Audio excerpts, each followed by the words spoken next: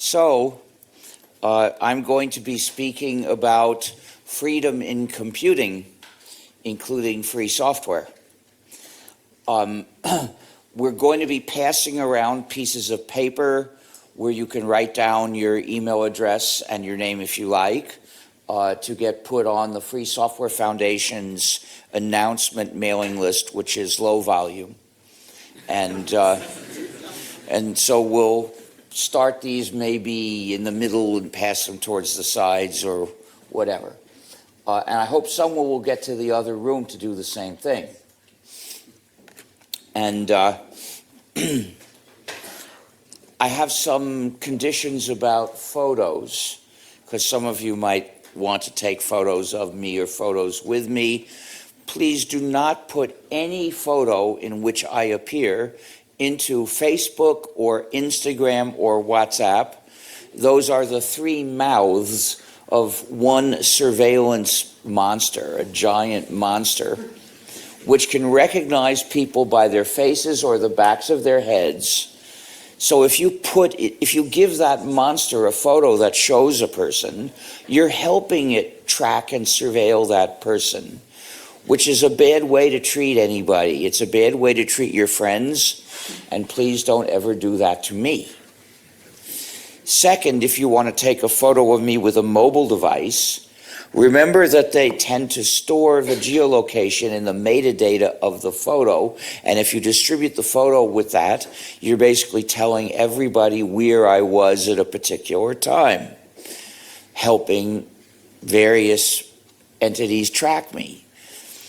So before you come to take the photo, before you get ready, turn off the functionality of geolocation in the metadata. In Android, you can do this with one of the parameters of the camera app.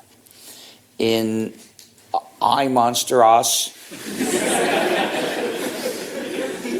I believe that the turning off location processing does the job. And is anyone here except the official people planning to make a recording of audio or video? Okay, I don't have to explain that, but it's basically putting on CC-ND as the license and making sure that the site where you distribute it doesn't require people to run non-free software to download it. It'd be pretty ironic to post a video where I say why you should refuse to run non-free software and make people run non-free software to get it. Sort of internally contradictory. So, freedom in computing covers two areas. First, there's the area of what you do in your own computer. And second, there's the area of what happens in the net outside your computer. But the first is more fundamental, so I'll start with that. What you do inside your computer is run programs. So, do these programs respect your freedom, or do they trample your freedom? Do they respect your community, or do they try to divide the people in your community? Those are the issues at stake. We talk about free software. Free software is a matter of freedom, not price. A program is free software if it respects the user's freedom and community. So we mean libre, not gratis. It's freie, not kostenlos. It's libre, not gratuit. Or it might be gratuit. A copy might be kostenlos, but that's not the issue we're raising. That's a side issue, a detail, because it's not an important ethical issue of justice. But how the program treats you after you get a copy, that's the important issue that we're concerned with. So it's really good to drop the English term free software for your own language's term for it, which will be unambiguous typically. You can say it in a way that everyone knows is not about price. So what's a program? What's a computer? A computer is a universal computing engine, but conceptually it only does one conceptually simple thing. It gets the next instruction and does whatever that says. Then it gets the next instruction and does what that says, and the next instruction, and the next. Millions of times a second, it will get an instruction and do what that says. The instructions come from a program, which is a collection of instructions.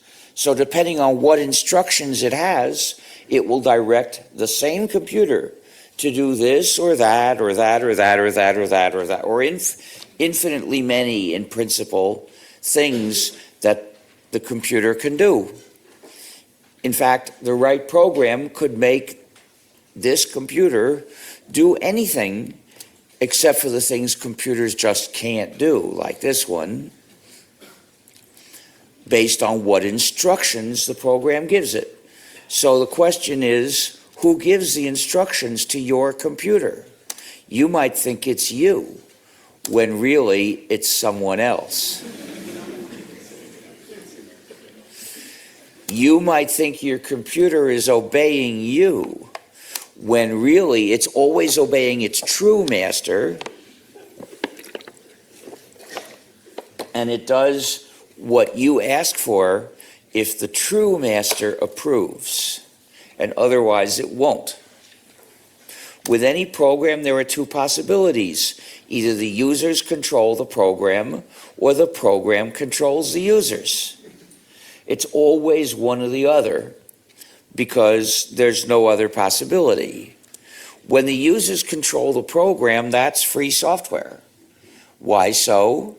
Well, a program is free software if it respects the user's freedom and community. But what is freedom? Freedom means having control of your own life, control of the activities you do in your life. But if you use a program to do the activity, control of the activity requires control of the program. So when the users control the program, it respects their freedom, and it also respects their community. I'll explain that in a couple of minutes. So it's free software. Practically speaking, the concrete criterion for a program that the users have control of is that it respects the four essential freedoms. The users have control. In order for the users to have control of the program, they need these four freedoms. Freedom 0 is to run the program however you wish for any purpose. Freedom 1 is to study the program's source code and change it so that it does your computing activities the way you wish. Why do we insist specifically on source code? Well, there is some source code. It's like a mixture of English and math. If you've learned that programming language, you can understand the source code and change it so it will do something different, whatever you want in principle. But in order to run the program, we normally convert it into executable code, which is an enigmatic series of ones and zeros that's hard to figure out. The ones and zeros represent instructions. If the program is tiny like this, it won't take long to figure out what those instructions are. You look it up, and it won't take long, since it's just a few instructions, it won't take very long to figure out what they do. But for a bigger program, that gets to be a hard job. And for a real program with 100 million ones and zeros, it's a tremendously hard job. Nobody even thinks of trying except as a last resort in cases of desperation. So to tell the users oh, you're free to change this program if you can figure out what the hell these ones and zeros mean. That's not respecting their freedom. That's mockery of freedom. To tell them, you can change this if you can succeed at a Herculean labor. No, real respect for freedom requires letting the users have and work on the source code. So, these two freedoms together give us separate control of the program. Each user has control of per copies. Here we see 4 users with separate control. One of them is exercising freedom 1 to change the program, and the others are not. But each one in principle could change per copies. Each one has separate control. Well, separate control like this, so in other words, you would have control of your copy, and I have control over my copies. This is essential, but it's not enough because most users are not programmers. They don't know how to study and change source code. By the way, please raise your hand if you are a software developer or want to be one. Please raise your hand if that's not the case. Oh, it's a fair number of people who are not software developers. That's good. We aimed to get beyond the software field because this issue affects the freedom of everyone that uses computers, and it's something that non-programmers need to pay attention to. In any case, most users are not programmers because they do other things.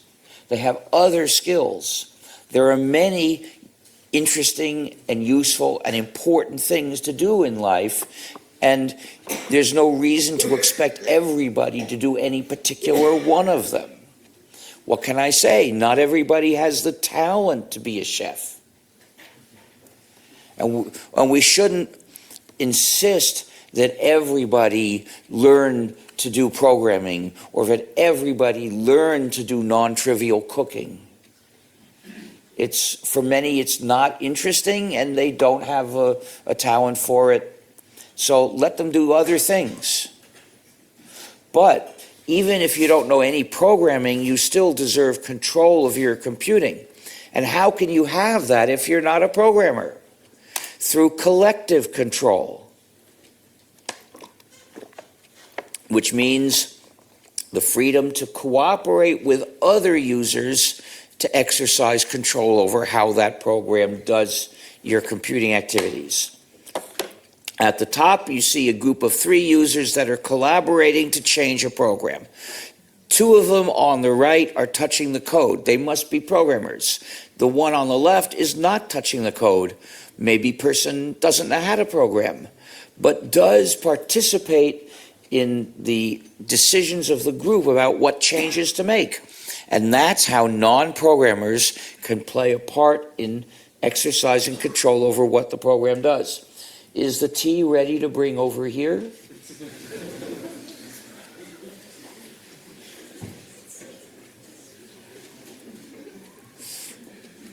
Raise your hand if you speak French. J'adore le thé. Mais je ne bois que les thés qui se dégradent avec le temps, parce que les autres sont détestables.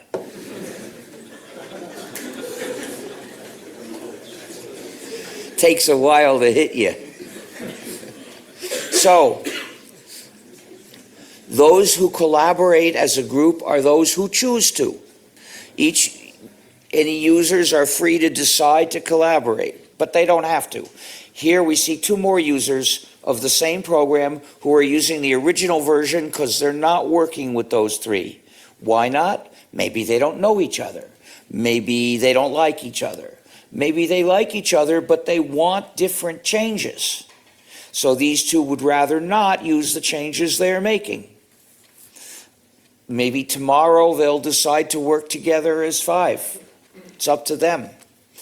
Collective control requires 2 more essential freedoms. Freedom 2 is to make exact copies of the version you have and then give or sell them to others when you wish. Freedom 3 is to make copies of your modified versions and give or sell them to others when you wish. These two freedoms make it possible to collaborate. When one member of the group makes a modified version, with freedom 5, person can make copies of that. Sorry, freedom 3. Person can make copies of that and distribute them to others in the group. Then they, under freedom 2, can make more copies of that same version and distribute them to others in the group. But a group is not required to have any formal identity or name or list of members. Whichever users are collaborating now, they're a group. So freedoms 2 and 3 do not have a limit to a specific set of people. You can offer copies to anyone. You can even offer copies to the general public, which means you're publishing some version. So, when the program carries the 4 essential freedoms, the users control the program so it respects their freedom and community, and it's free software. Because the 4 freedoms are so important, I'll repeat them now. Freedom 0 is to run the program however you wish for any purpose. Freedom 1 is to study the source code and change it so the program does your computing the way you wish. Freedom 2 is the freedom to make exact copies and give or sell them to others when you wish. And freedom 3 is to make copies of your modified versions and give or sell them to others when you wish. If the users have these 4 freedoms, they control the program so it's free software. But if one of those freedoms is missing or partially missing, then the users do not thoroughly control the program, which means the program controls the users and the owner of the program controls the program.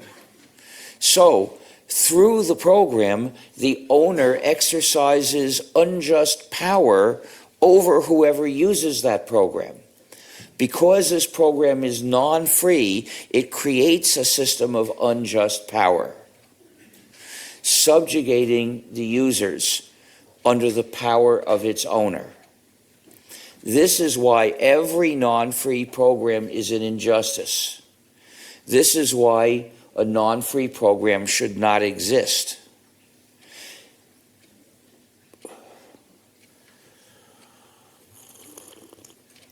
This is why it's better to do nothing than develop a non-free program. Because if you're developing a non-free program, you're doing harm to the world.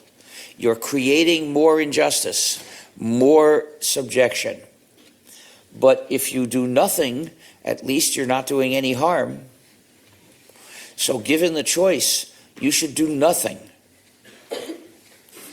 Now, there are some exceptions. If somebody pointed a gun at you and ordered you to write a non-free program or a person will shoot, I would forgive you for writing the non-free program. I'd probably do that myself, although I suspect that the resulting problem would not work very well. It might have lots of flaws.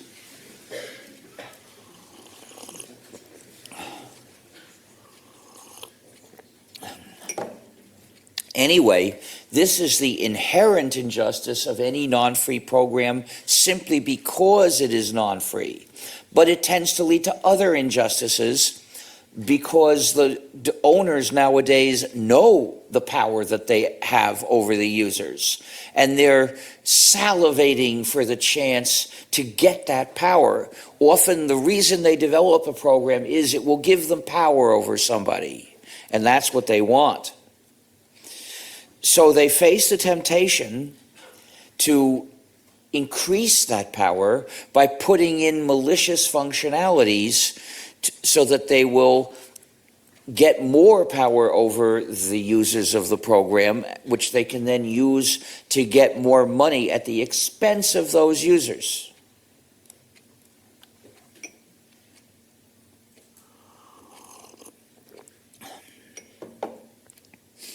So they put in malicious functionalities, and nowadays most proprietary programs have them.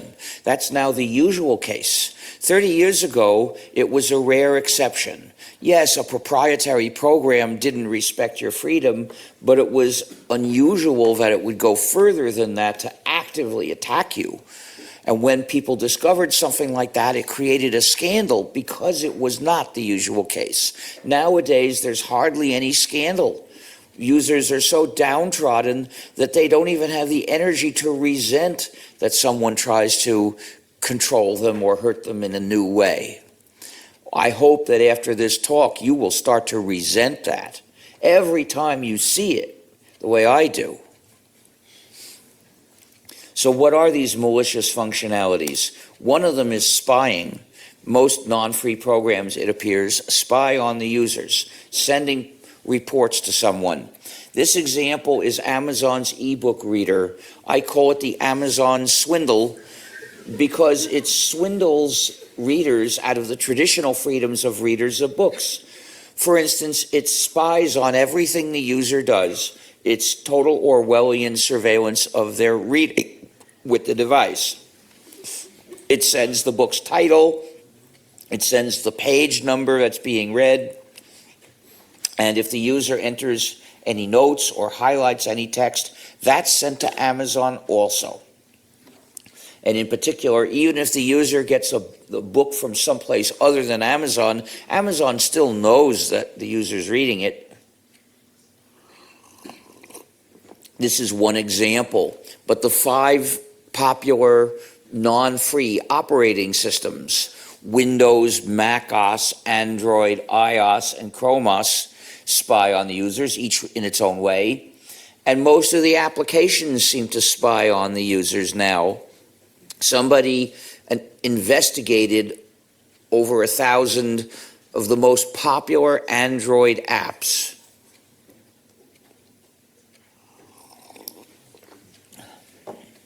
And found that of the paid apps, 60% of them spied on the user in a way the investigator could detect, which was only one way. And 90% of the gratis apps spied on the user. Now, the investigator studied one form of surveillance that could be detected without the source code. The rest of them might have been spying in other ways that couldn't be detected easily. So this suggests that spying is the normal practice, but it gets especially bad in some cases. For instance, media apps and transportation apps. If you look at Spotify or Netflix, you'll find that they demand that users identify themselves and then keep a dossier of each thing that the user listens to or watches. Now you'll notice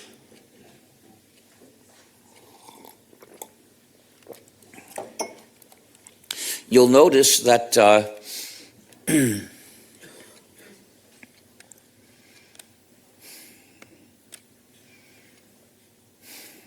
what was I going to say? I'm being hit by sleepiness at this moment.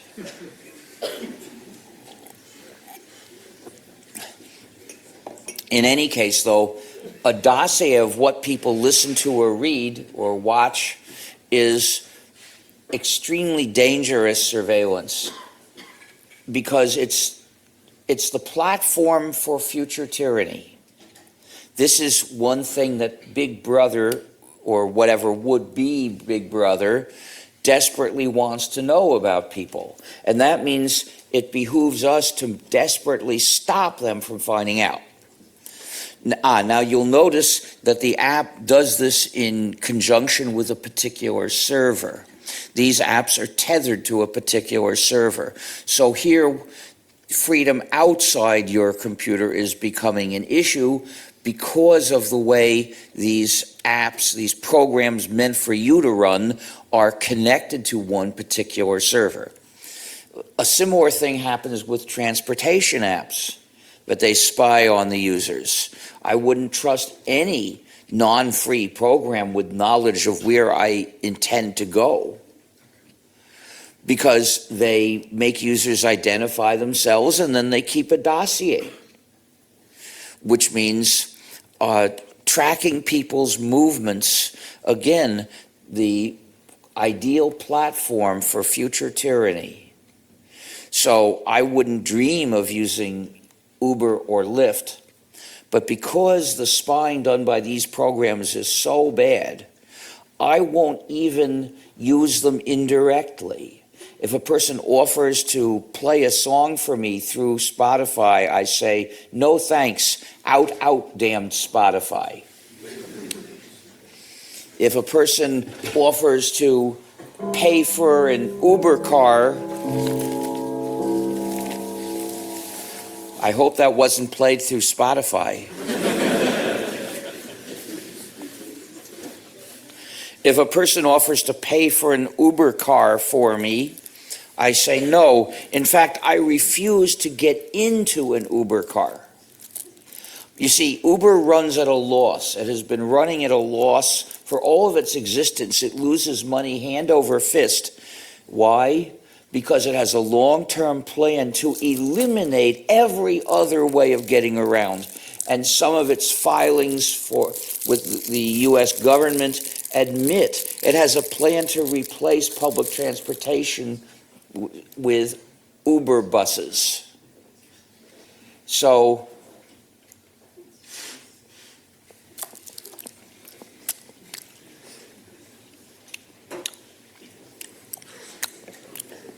we have to have a long-term plan as well.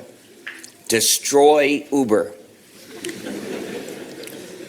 Now, I think we should pass laws saying that transportation companies are forbidden to keep track of who the passengers are. They must offer a reasonably convenient, anonymous payment alternative so that they don't know who went where and can't figure it out.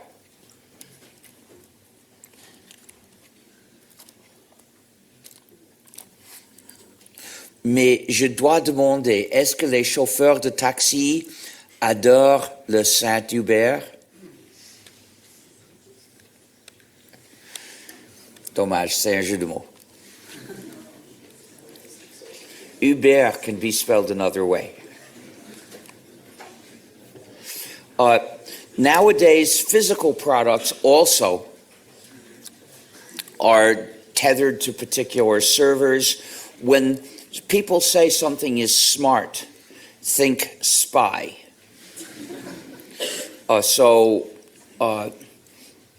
A smart watch is a spy watch. A smart city is a city that spies on everyone in it. A smart meter is a meter that spies on the activities of the people it's metering. The Fitbit is the first example I saw. It collected personal data and sent it to the manufacturer, and the manufacturer then offered to sell it to that person.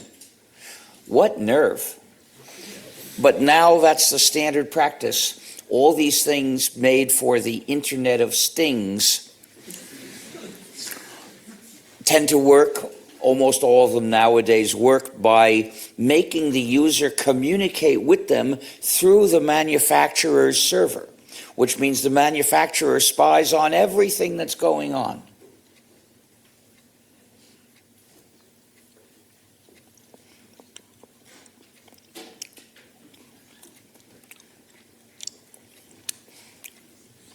So there's a spy thermostat, there's a spy cooking device, there's a spy security camera, there's a spy doorbell that spies on people who pass by, there's a spy sex toy. It's a sex toy that allows someone else to send commands over the internet. I guess this could be an enjoyable functionality on some occasions. Why not? But the bad thing is that the commands pass through the manufacturer's server, which means it knows all the commands and it knows any responses. So it's spying on those people's lovemaking, and it probably knows the identity of both of them, which is another form of knowledge it's not supposed to be able to get. And not only that, spying was not an afterthought. It was designed for spying. They put a thermometer in it. Why? What use is that? What, you really want to take your temperature at such a time? No. No, the purpose of the thermometer is so the manufacturer can tell when the product is in contact with a human body. And I suspect it can also tell how the product is in contact with a human body. So anything made that way, you should immediately recognize as an attempt to invade your privacy, even in your home. If I found a thing like that, I would tear it out and replace it if I could. But you know, sometimes you can't do that. Some owners of apartment buildings in the US have been putting in digital door locks that require the people living in the apartments to run non-free software to open their doors.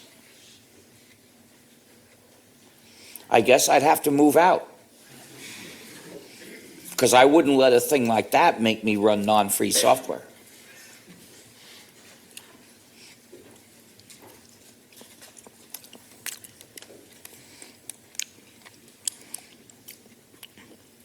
The other nasty thing that they can do with their servers to these devices is sabotage them permanently. The manufacturer could delete your account on the server. The manufacturer could sabotage everybody by shutting off the server. In fact, they've done that already several times with various products.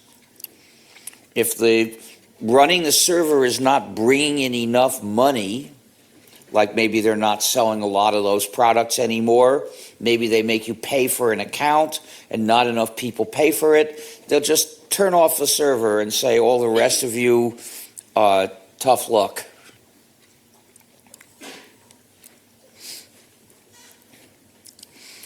And then there are digital shackles, DRM, digital restrictions management, the functionality of refusing to function, of saying what you want is not allowed.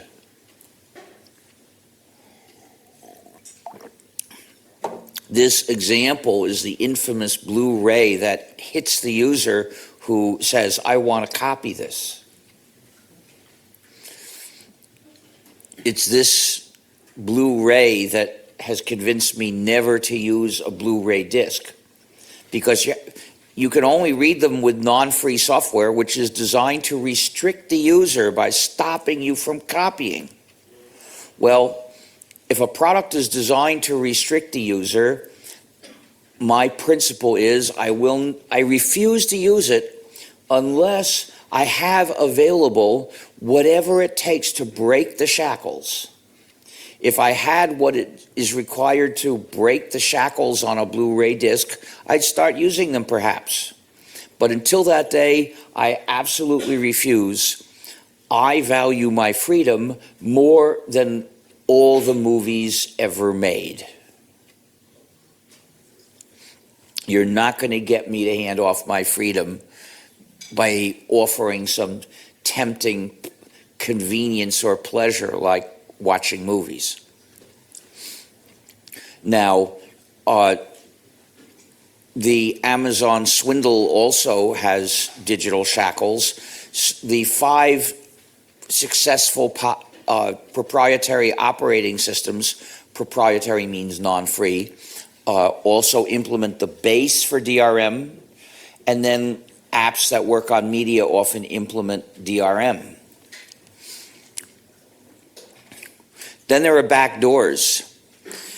The Amazon swindle has a backdoor for remotely erasing books. People found out about this by observation. After all, the source code's secret. People couldn't figure this out by studying the program. In general, the only way you can tell there is a backdoor is by seeing it operate, seeing what it does when it's triggered. We know about the swindle backdoor because one day Amazon deleted thousands of copies of a particular book by sending commands to all these thousands of swindles to erase it.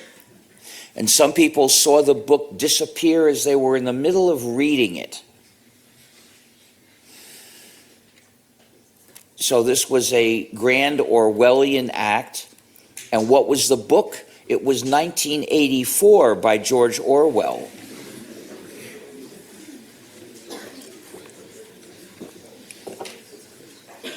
Because this was such an ironic choice of book to erase, there was a lot of criticism. So Amazon said it would never do this again unless ordered to by the state.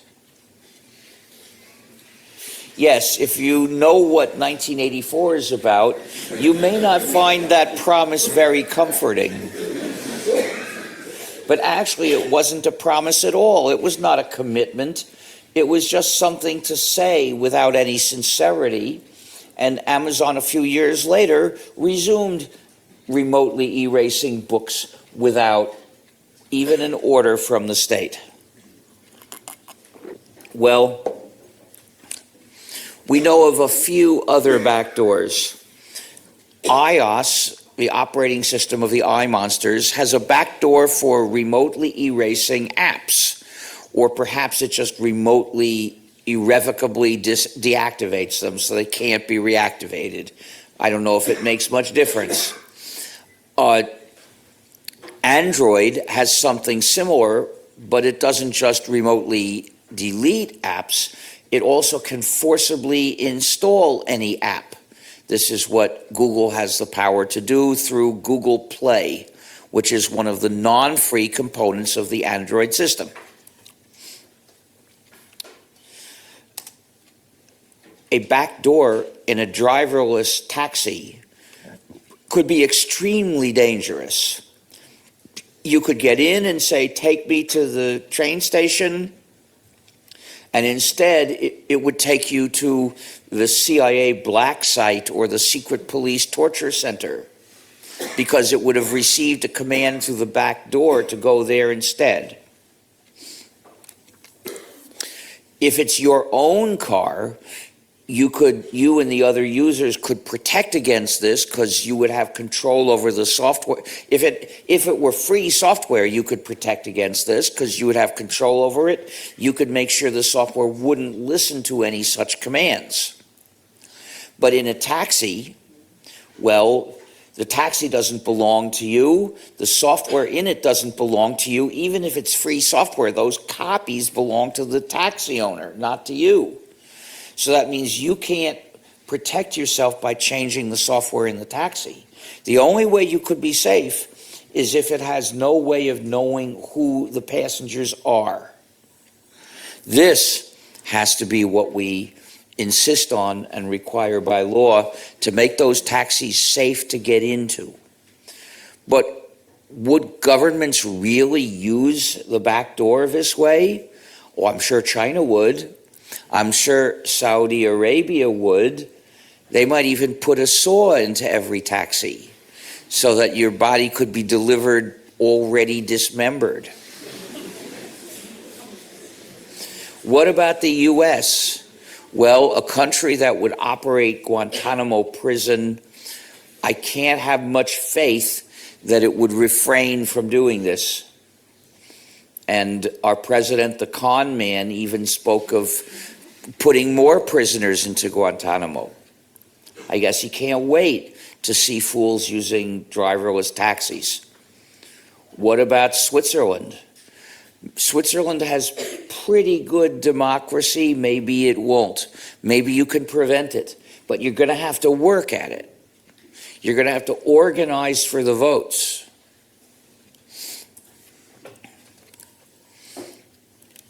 Then there's censorship.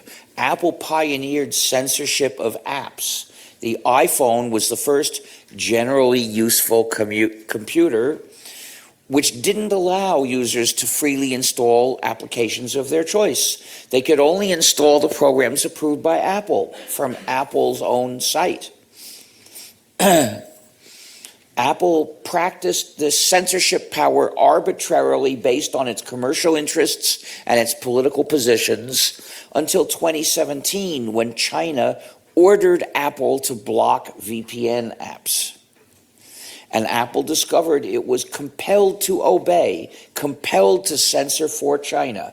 And the reason is China knew Apple had given itself this power, so Apple couldn't refuse to exercise it for China. It's like one gangster finding an excuse to impose on another, to dictate to another gangster.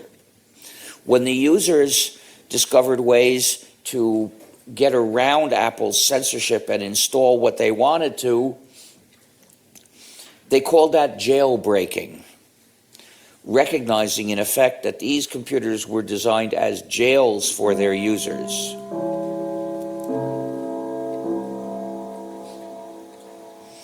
I guess it's deciding to emphasize some of my points. Sometimes there are universal backdoors. A universal backdoor is one that has the power to forcibly change the software in the computer, which means that whoever controls that backdoor can do anything whatsoever to the poor user.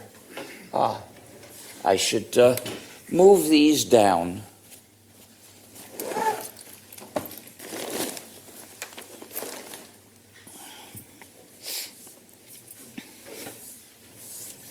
So, Windows XP was discovered to have a universal backdoor. Experts looking at the messages it generated deduced that Microsoft had the power to forcibly impose changes at a distance. Microsoft did not acknowledge this. But Windows Vista was released with, in Windows Vista, it proudly announced the presence of a universal backdoor using a pretty sounding name, Auto Upgrade, except you might consider it to be a downgrade. In any case, Microsoft can force that on users, which means it's a universal backdoor. We know of other, so this means that if your computer is running Windows, Microsoft has owned your computer. Do you think the Swiss government should use Windows ever? It's a security hole. In some cases, it's a threat to national security. We know of some other universal backdoors. There's one in the Amazon swindle, and there's one in almost every portable phone ever made. That software changes can be remotely imposed, and typically they use that to convert the phone into a full-time listening device that listens all the time to conversations and transmits them, and it doesn't require you to talk directly into the mic because it can do speakerphone all the time and transmit all the conversations around it. And if you think you can get your privacy back by switching it off, surprise, there's no off switch. All it has is a button for you to request that the phone do you the favor of switching itself off. Oh, sir, telephone, please be so kind as to switch off. But once they modify it this way, it never really switches off. It only pretends to shut off while it continues running, listening, and transmitting. Put this together with its other surveillance functionality, namely that every few minutes it sends out a signal saying where it is, so that its movements are tracked all the time and remembered by the phone network. What you get is Stalin's dream. What would Stalin have wanted to hand out to every inhabitant of the Soviet Union? A device that would track per movements all the time and listen to all the conversations around per. Well, recognizing it as that kind of thing, I concluded it was my duty as a citizen to resist. No matter how much convenience it might offer, no matter how much pressure there might be, it's my duty not to have one, and I have never had a mobile phone. You know, nowadays, they don't even have to order everybody to carry one. although governments are starting to move in that direction.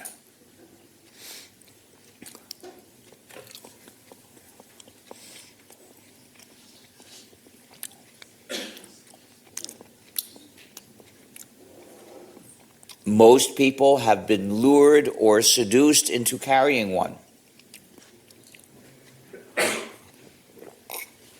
Probably because they never thought about why it's a citizen's duty to refuse. They never thought about these issues. They may never have heard about these wrongs.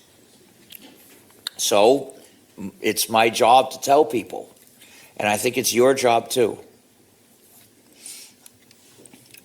Sometimes one non-free program has several malicious functionalities.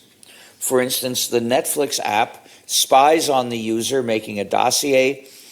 It imposes digital restriction management shackles, and it requires the user to agree to a contract where you commit to being a jerk.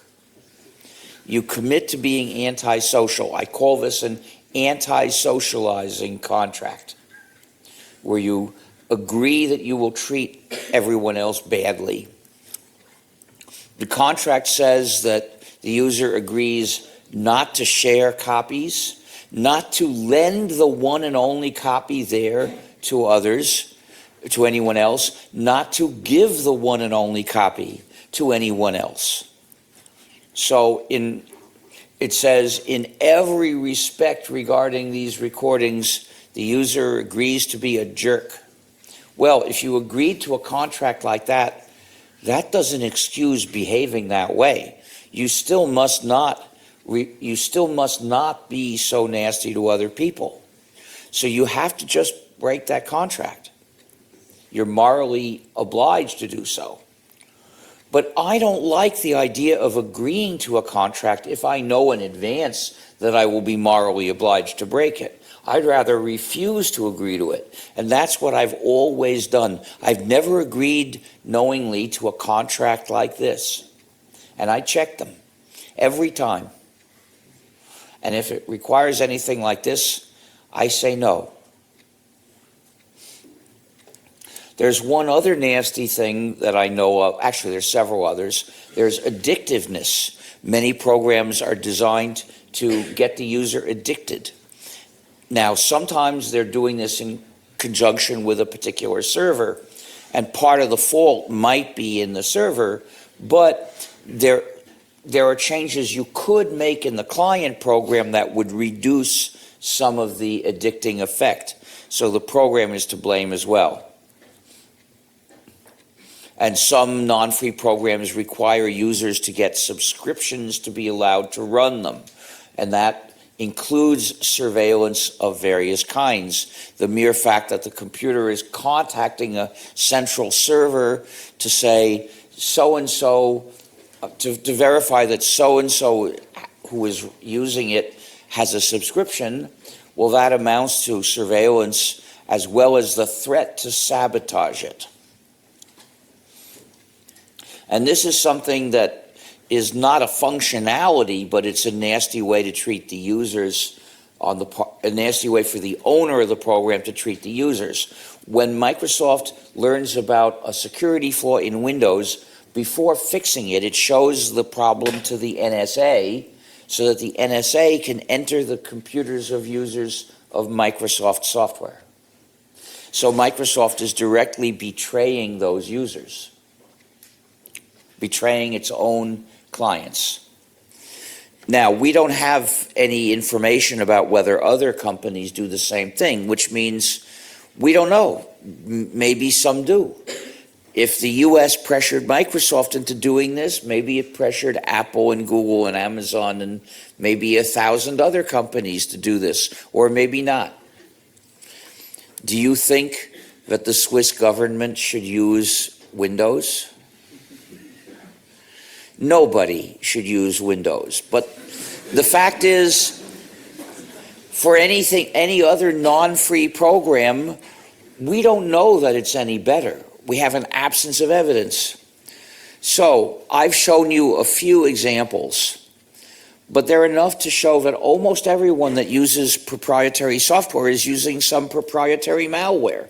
In fact, almost all of them are using at least one of the programs I've just cited. So, and since those programs are malware, we know almost all users of proprietary software are using some proprietary malware. They're already the victims. But there are actually a lot more examples. We have hundreds of examples. Look at gnu.org/malware for organized catalogs of proprietary programs known to mistreat the user in various ways. And why do they do this? Because they can make more money by mistreating their users, and they have no moral scruples against doing so. The moral conscience in the proprietary software world has fallen through the floor and down into an underground cavern a mile below. It's important to explain that any program can be released as free software, and any program can be released as non-free software, regardless of what the code says. And any program can be released as both as free and non-free software in parallel. Because the difference between free and non-free software is purely a matter of how the program is made available to users. It's not directly a function of what the code says or what it will do when it runs. Which means that we have two dimensions about software that are independent in principle.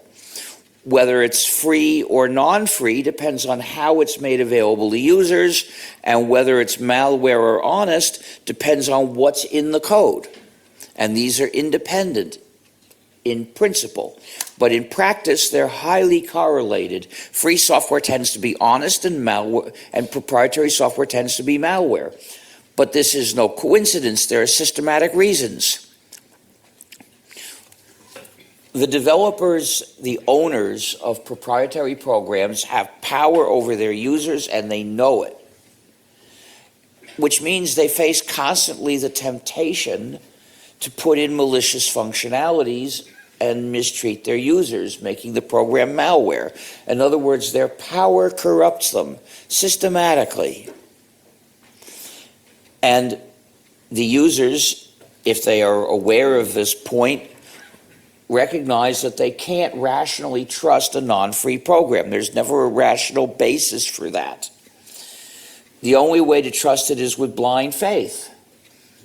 And often that's blind faith in a company that already showed it doesn't deserve that faith. But what else could you do other than escape to the free world? But speaking of free software, we, the contributors to free software, we know that we don't have power. We know that the user community of the program ultimately controls the program.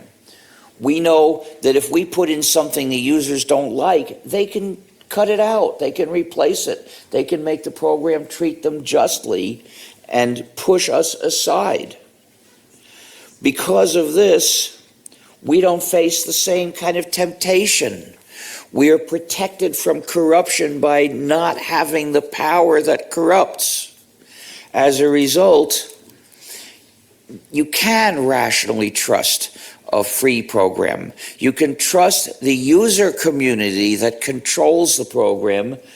You can trust those users who are interested in the program to protect themselves from mistreatment and in the process protect you. This is the only known defense against malware in a program, for the users to have control. It's not a perfect defense. It's not guaranteed to work every time. But since it's the only known defense, you had better make sure you have it. So recognize that a non-free program is that using the non-free program is basically inviting someone to take advantage of you and mistreat you.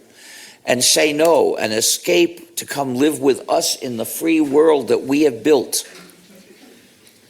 With the GNU operating system and the Linux kernel that run together, we made it possible to use a computer in freedom.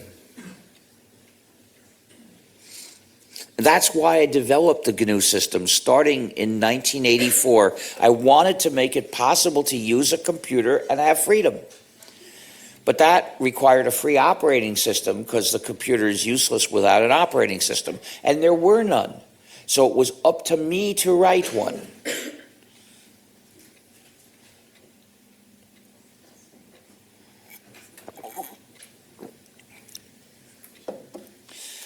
By 1991, GNU was almost complete, but one important component was missing.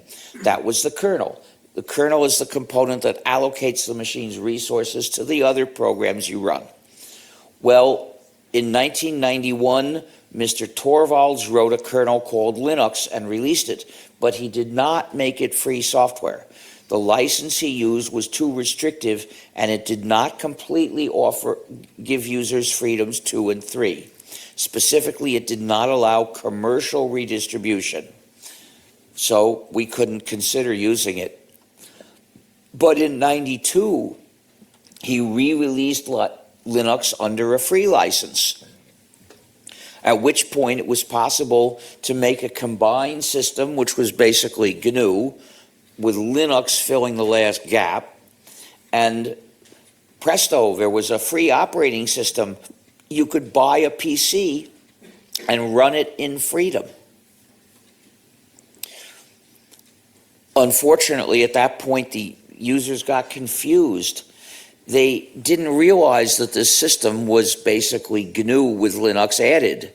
They started calling the whole combination Linux, effectively attributing our work to somebody else, which is not nice and not fair. We started this. Actually, I started this, but when you say GNU, you're giving credit to the thousands of others who have helped develop the GNU programs and the GNU system. I'm not asking you to call it Stallmanix. So we started it, we set the goal, and we developed the largest piece of any one project. I think that that's a reason to give us equal mention. And that's what I ask you to do. Please make a point of calling the system GNU/Linux. Give us equal mention. So, in principle, GNU/Linux is a free operating system, but in practice, usually it's not. That's because there are thousands of variants of the GNU/Linux system, each with its own development team that decides which programs to put in. And if the team puts a non-free program into its distribution, that distribution is not a free distribution. It contains non-free software. You can't expect it to respect your freedom entirely. So this has a harmful effect. If you've heard that you should install GNU/Linux and get freedom, well, if you install a non-free distribution, it will take you most of the way there, but not all the way. It'll leave you short of freedom in your computer, and it probably won't even tell you this, which is not a good thing. There are thousands of non-free distributions which contain mostly free software, but some non-free software. And there are around 10 distributions that we can endorse as entirely free software. So this means that our community has drifted most of the way off the road and into the ditch. We need to pay more attention to freedom as a value, because those who don't value their freedom will lose it.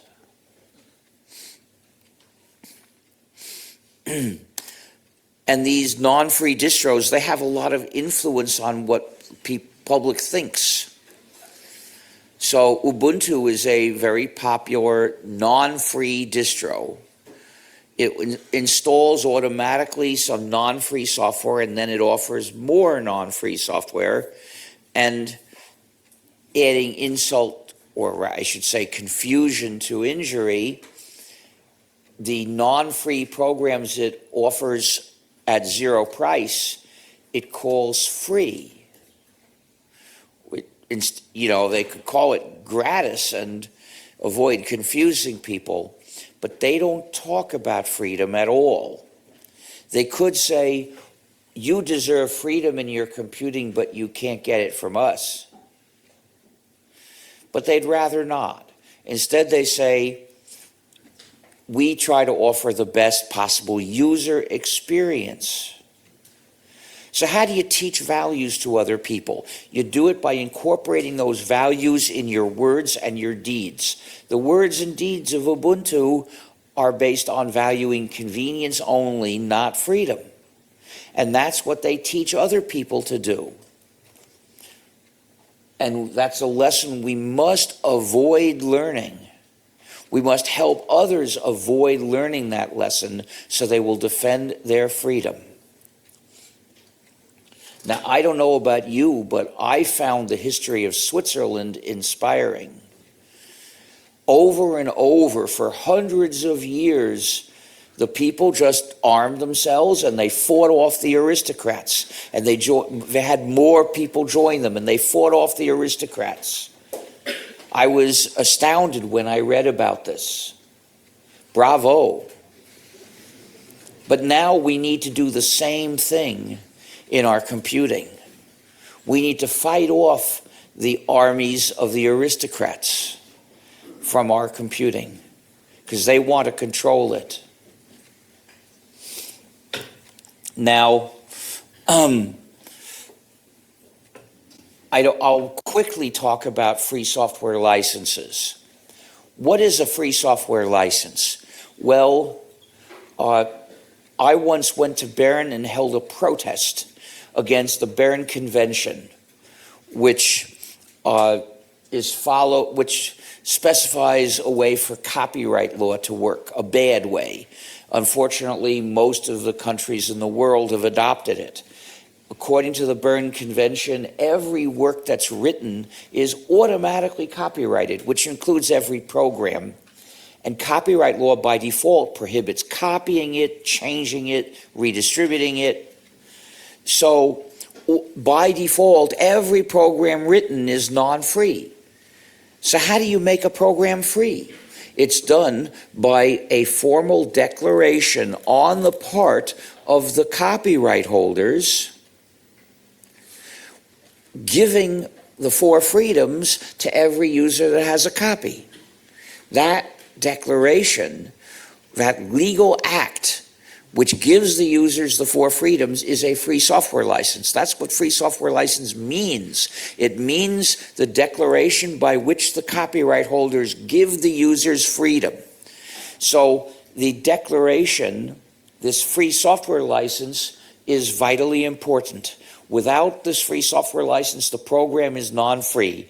Most of the programs in GitHub have no license. They're non-free.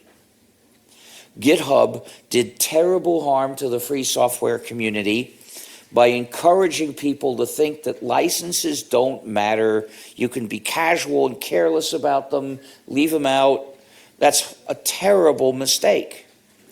You can't dare use any of those non-free GitHub programs for anything important.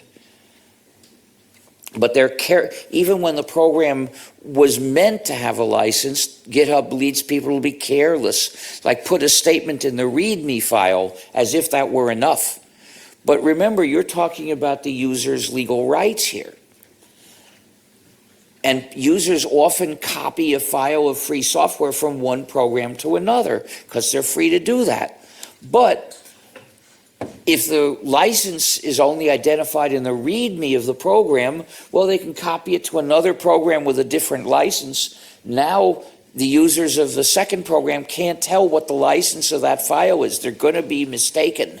They're going to be confused, and they could end up infringing copyright because they weren't told correctly what the license is.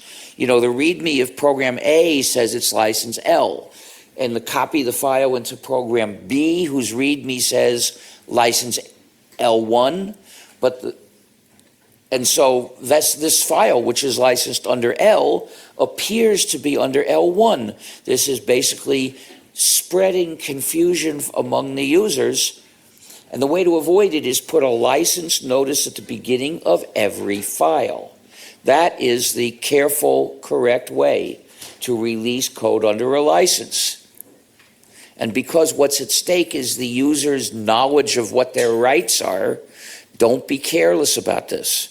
GitHub has done so much harm that when I heard it was being bought by Microsoft, I couldn't be sure whether Microsoft would make it worse or better. It was so bad before. And so far I haven't noticed any change or heard of any change. When you're releasing something under the GNU General Public License, you have to indicate the upgrade path. Right now we have GPL version 3. Maybe someday we'll need to make version 4. I hope not. Version 3 has been out for 12 years, and we haven't needed another one. With luck, maybe we'll never need another version, but who can be confident of that? Bugs are discovered in things, laws are changed. Maybe someday we'll need to make GPL version 4. And at that point, we'll want people to be able to use all those programs under GPL 4. The way this is done is, in the license notice that goes at the front of each source file, you say, this program can be used under version 3 of the GNU General Public License or any later version published by the Free Software Foundation. And this way, users know that if version 4 has come out, if the Free Software Foundation has published a version 4, they have a choice. They can still use that code under version 3, but they can also use it under version 4 if they prefer. This is what enabled us to move all the programs that were under GPL version 2 over to version 3 in 2007 and so on. Nowadays, there's another way to handle license version upgrades. It's used by Creative Commons and some other organizations that make licenses. They just say in the license itself, if there's a newer version of the license, you have the choice to use that. So basically, the license upgrade option is always there and can't be avoided. But in 1989, when I released GPL version 1, the idea of letting users upgrade licenses to a new version was radical, and I felt I should give programmers the choice. So in the license notice, you can, if you choose, say, this is available under GPL version 3 only, and that means the license can never be upgraded unless somebody finds all the contributors and gets them to agree, which may be difficult 20 years from now if some of them are dead or some of them lost interest completely. You need to find their heirs or else rewrite their code. Please avoid this problem by allowing license version upgrades. If you think it's okay in the case of Creative Commons, well, why not for the Free Software Foundation too? But why use the GNU GPL? There are various different free software licenses, and the differences are substantial. They're not all equivalent. There are weak licenses. There are several kinds of differences. I can't cover it all. But the two main categories of free licenses are weak licenses and copyleft licenses. Weak licenses say, do whatever you like with this code, just keep my name on it. Apache is released under a weak license. It has one other provision. It's meant to protect the community from patent sabotage. So it's a little better than the other weak licenses around. But basically, it says you can put all this code into a non-free program if you like.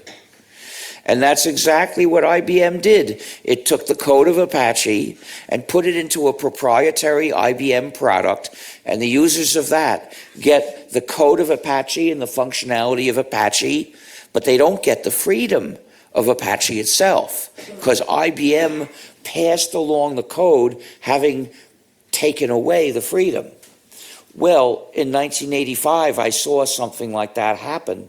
And so when I first had a GNU program to release, I had to figure out how I would prevent that, that problem from occurring. I realized that if I let middlemen strip off the freedom from these GNU programs, lots of users might run them, but they wouldn't get the freedom that was the purpose of writing GNU. So I invented copyleft, which is the way we prevent that. A copyleft license says you're free to redistribute this identically or with changes, but there's a condition about how you do it. This is why Freedoms 2 and 3 don't say you can redistribute it however you wish, as you wish. No, it's when you wish, but there can be rules about how you can do it.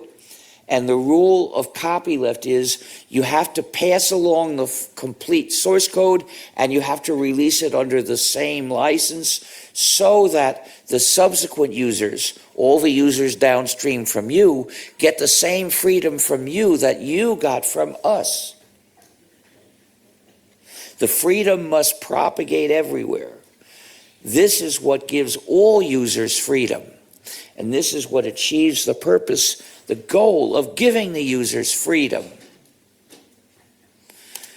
So the GNU General Public License is our implementation of copyleft. And how does IBM react to copyleft?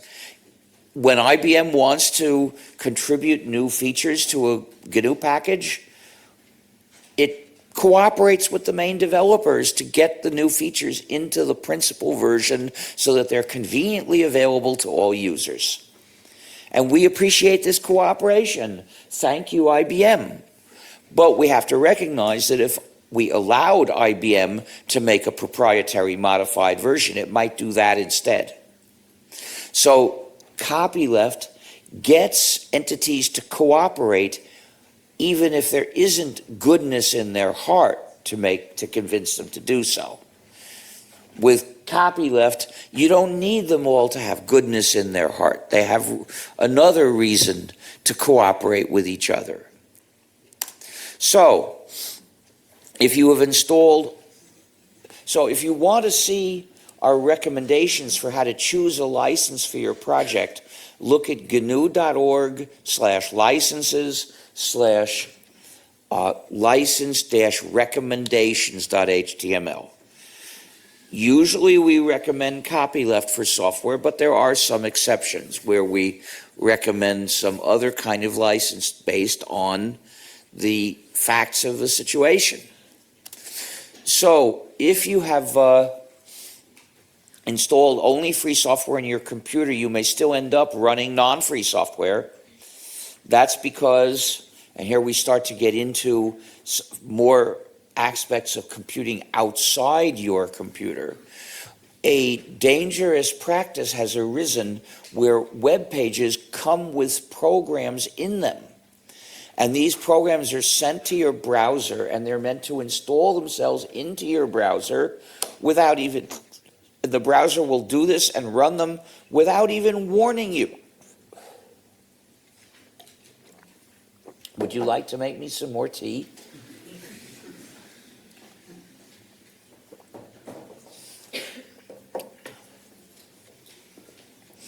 Thank you. So when we realized that this was going on more and more, which was something like 10 years ago or so, we'd known about JavaScript, but it was used for sort of decorations in web pages to make them interface a little nicer, and you didn't have to run them, so you could just turn it off. But then they started making websites such that the JavaScript code was essential and they wouldn't work without that. So to protect ourselves, we developed Libra.js, a Firefox extension that checks all the JavaScript programs in the pages to see if they're either trivial or free. And in those cases, Libra.js permits the program to run, but any non-free, non-trivial JavaScript program, it blocks. And it shows you on the screen that the page contains blocked JavaScript. You can enable some of them if you wish, but be careful. Some of them are malware. They spy on people. They identify people. They do fingerprinting. You'll still see a lot of people concerned about using cookies to identify a returning visitor, but they aren't thinking about the fingerprinting. So, Libra.js does one other thing. It searches heuristically through the site for where and how to complain to the webmasters.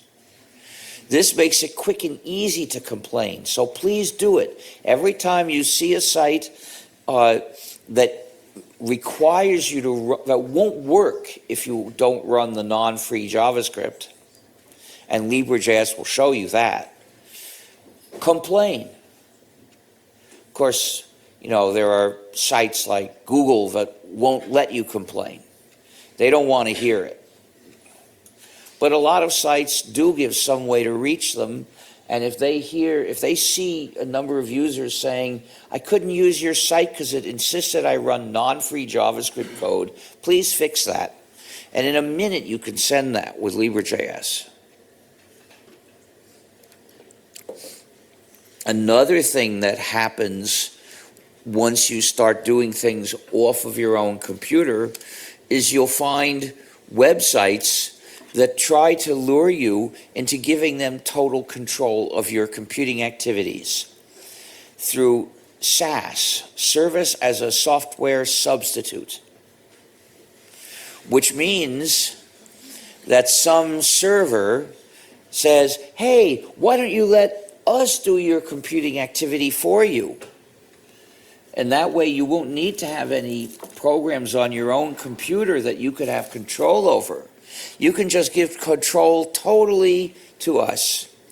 Send us all the data. We'll hold on to it as long as we feel like it. And we'll do the computing the way we set up to do it. And you can't see how we're doing it. And we could change that at any moment. We don't even have to tell you. So it's the equivalent of doing your computing by running your own copy of a non-free program that spies on the user and has a universal backdoor so it can be changed remotely at any time. For your freedom's sake, you need to say no. However, there are also things you do with other users where you couldn't possibly have total control over it. If you're talking with me, for instance, you can't do this inside your own computer without talking on the internet, because how could I participate? So we can divide all computing activities that you do into activities that are yours and activities that are joint. The activities that are yours are the ones you could do inside your own computer without any communication if you had the appropriate programs and data. And then, if those programs are free, you could have control over your activity. But then there are also the joint activities where the idea of doing them by yourself is nonsense because they inherently involve others. They're a kind of communication. So distinguishing these two, the activities that are yours, you deserve control over, and you should insist on having control over them. The activities that are joint, you're not entitled to total sole control of them, and you can't have it, possibly have it. So this issue doesn't apply to those joint activities. the problem of SaaS, service as a software substitute, arises for the activities that are yours, because those are the ones that in principle you could control, and therefore you deserve to control them. On the internet, there's a lot of surveillance, but there's also digital surveillance off the internet. And generally this data sort of gets dumped into a pot of data where it sort of gets mixed together and used to profile people and repress people. The data is collected by various organizations and systems. So there's some big companies that collect a lot of data. There are also non-commercial systems that collect a lot of data. Here's a tea bag. Thanks.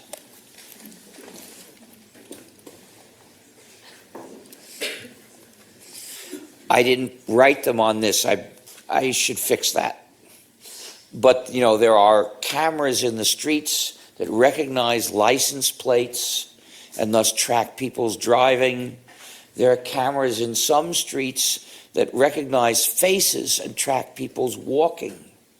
And then Switzerland put in a surveillance system on the trains. It used to be if you bought a train pass, you could just travel anonymously wherever you wanted, and every time there was a control, you just show that you had a pass. And I don't know, did they have photos? But the controllers would only see it had your face on it. They wouldn't take note of everyone.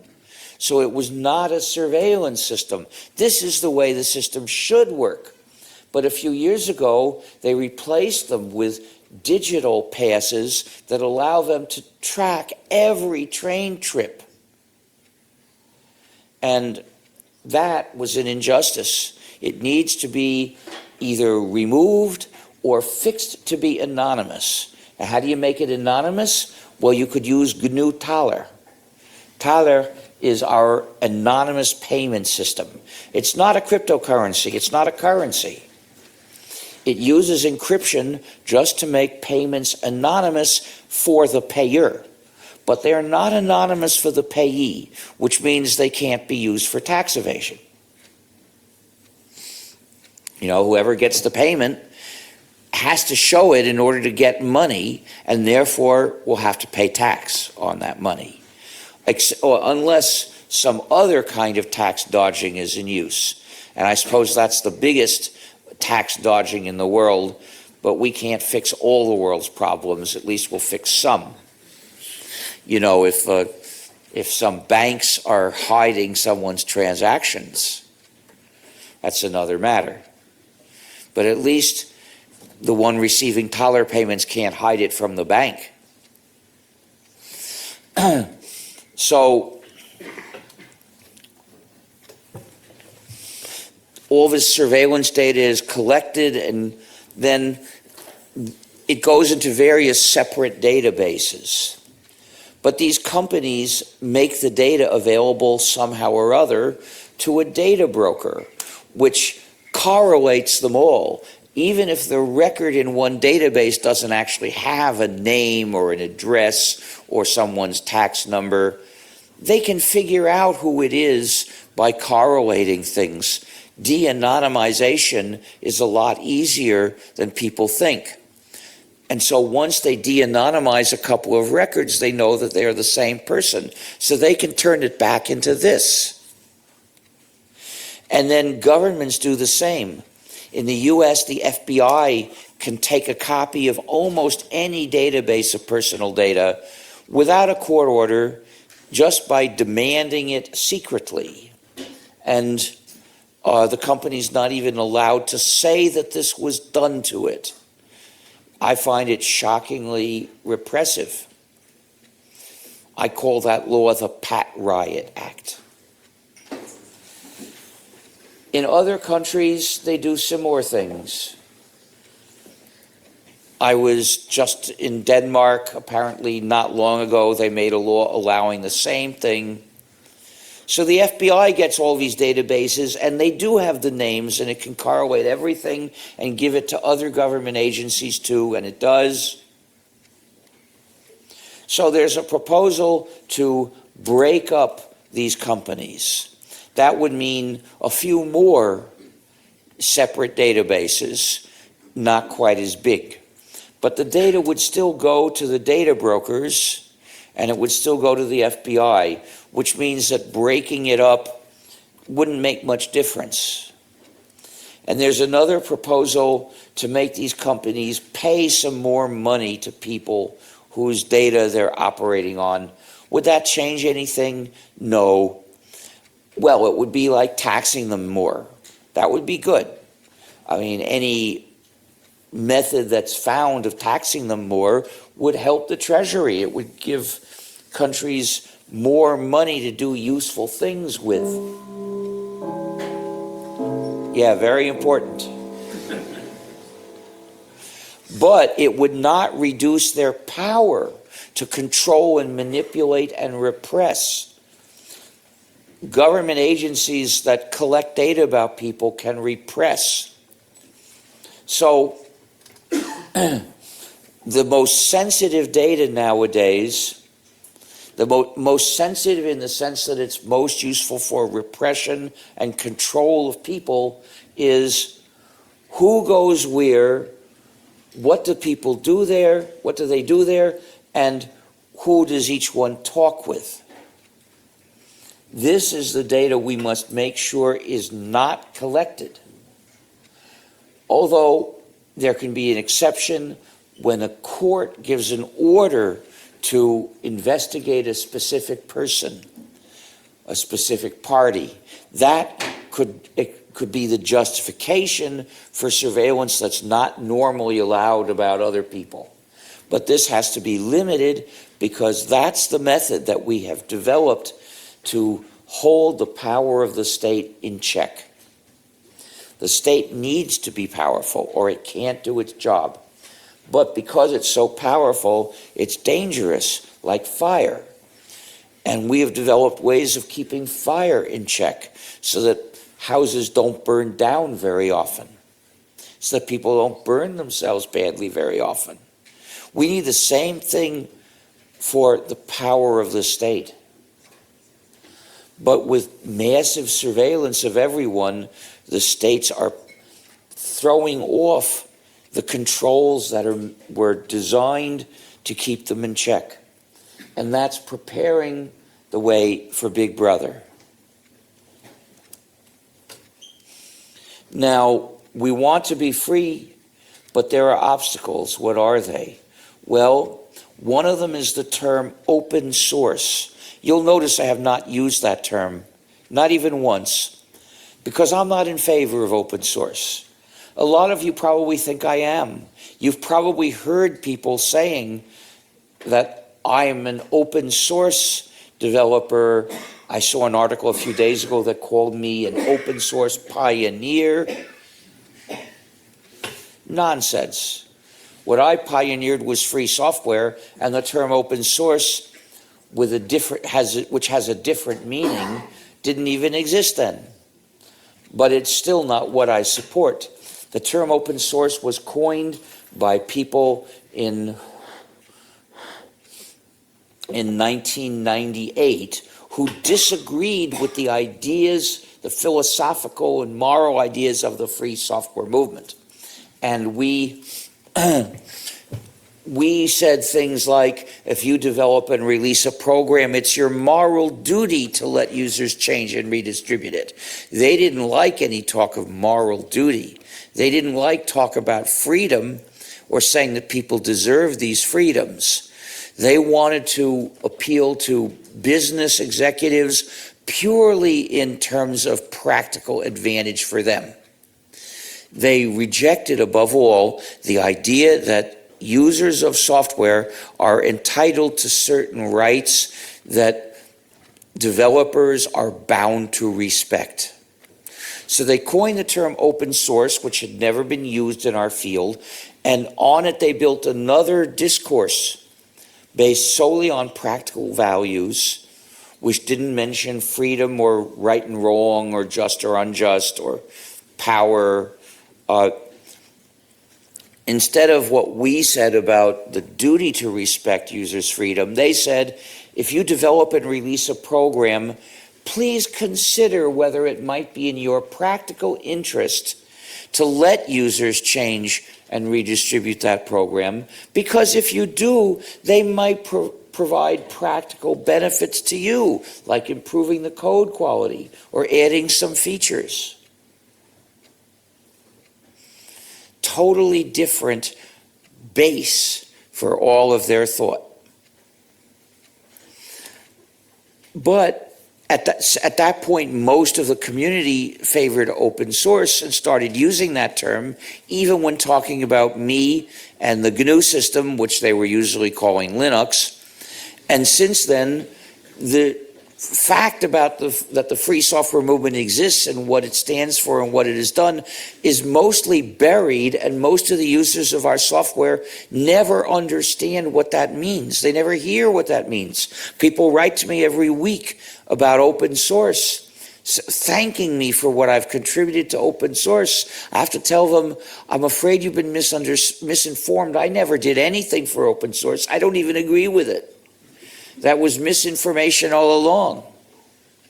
I stand for free software because that defends your freedom. And that's what I hope you'll thank me for. I've even seen articles that called me the father of free software.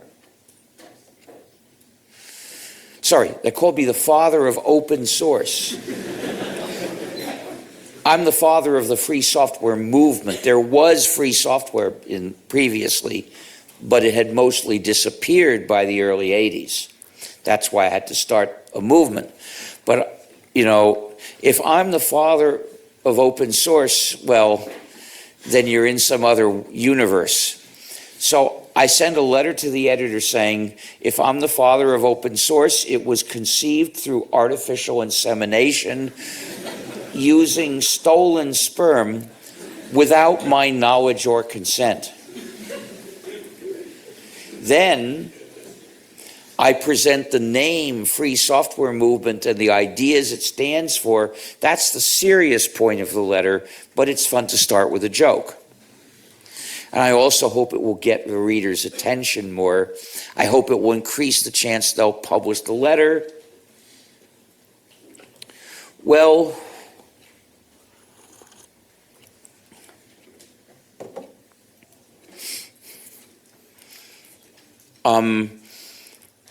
so I do what I can to inform people about these things, but I can't do enough.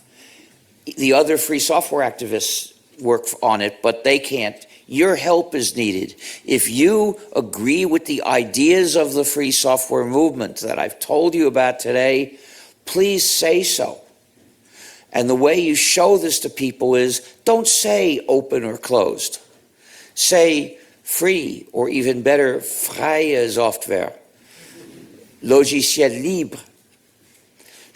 Say freedom. Show that that's the way you think about these issues of software.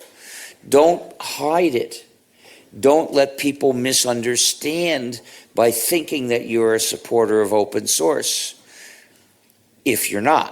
Of course, where you stand is up to you. If you stand for open source, if that's what you those are the ideas you agree with, you're free to show that too. But many of you, I think, will agree with free software more or less and fail to show this to others. And that means you're not helping our movement when we need your help most. That's the most efficient way. It takes very little work during the day. Once you teach yourself a habit of talking about software in freedom terms, then it takes you almost no effort at all. Except once in a while people ask you what that means, and you could point them at some of our web pages. That doesn't take much time either. So since 1998, the major media mostly say open source, so we need your help to counteract that. I'll have to skip this to save time. Schools should teach exclusively free software. And when I say schools, that means all levels from kindergarten to university and adult education, all educational institutions. And when I say teach, that's not limited to formal instruction in using programs. No, it means anything the school does that leads students to use certain programs should lead them to use only free programs, because the school has a social mission to educate good citizens of a society that is strong, capable, independent, cooperating, and free. In the computing field, that means graduating users accustomed to free software and ready to live in such a society in their computing. But the school should not implement this policy as if it were just a matter of following orders from on high. Just the opposite. The school should teach the civic values behind this policy so that students understand why they're getting the right education. And the school should never teach a non-free program, because that is implanting dependence in society.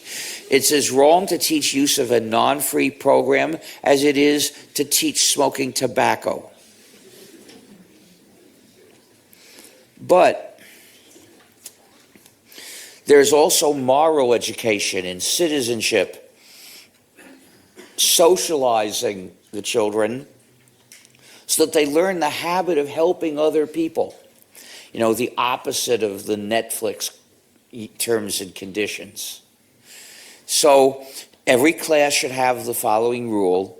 Students, if you bring a program to this class, you may not keep it for yourself. You must share copies with the rest of the class, including the source code, in case someone here wants to learn, because this class is a place where we share our knowledge.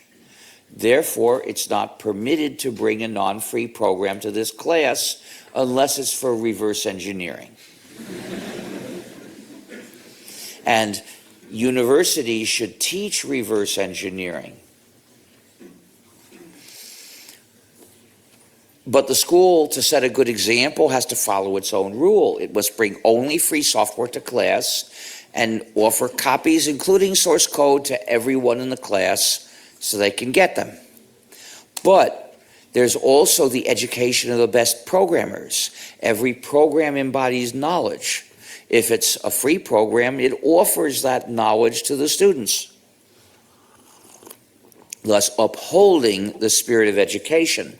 But if it's a non-free program, it denies its knowledge to the students because it's the enemy of the spirit of education, so it should never be tolerated in a school, except for reverse engineering, which is the way you get out some of that hidden, denied knowledge for the students. And how do you learn to write good, clear code? You do it by reading lots of code and writing lots of code.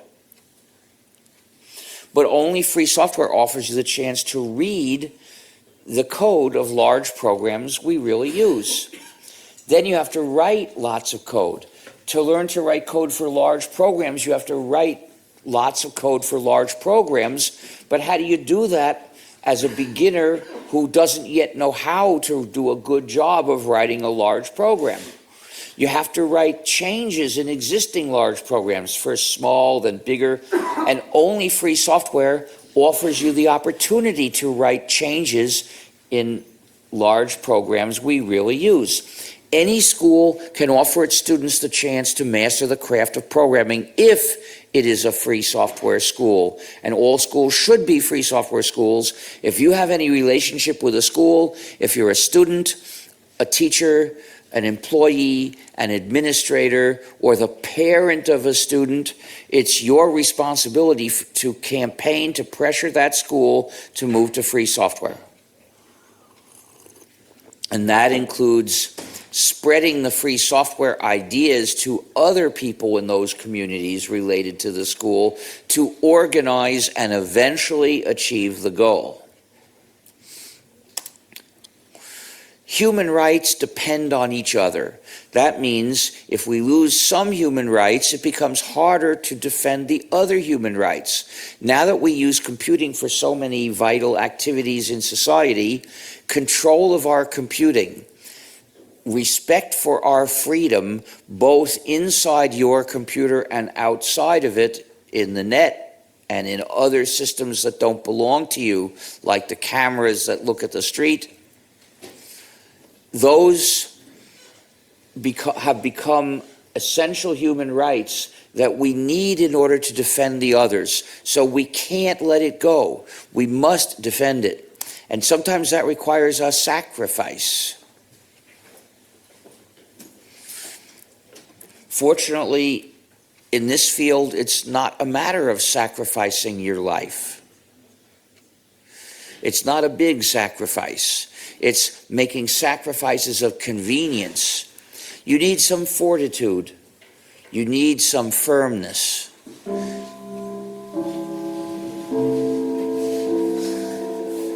So the question is, does it manage to sound when I've said something particularly important, or is it just that my talk is full constantly of things that are particularly important?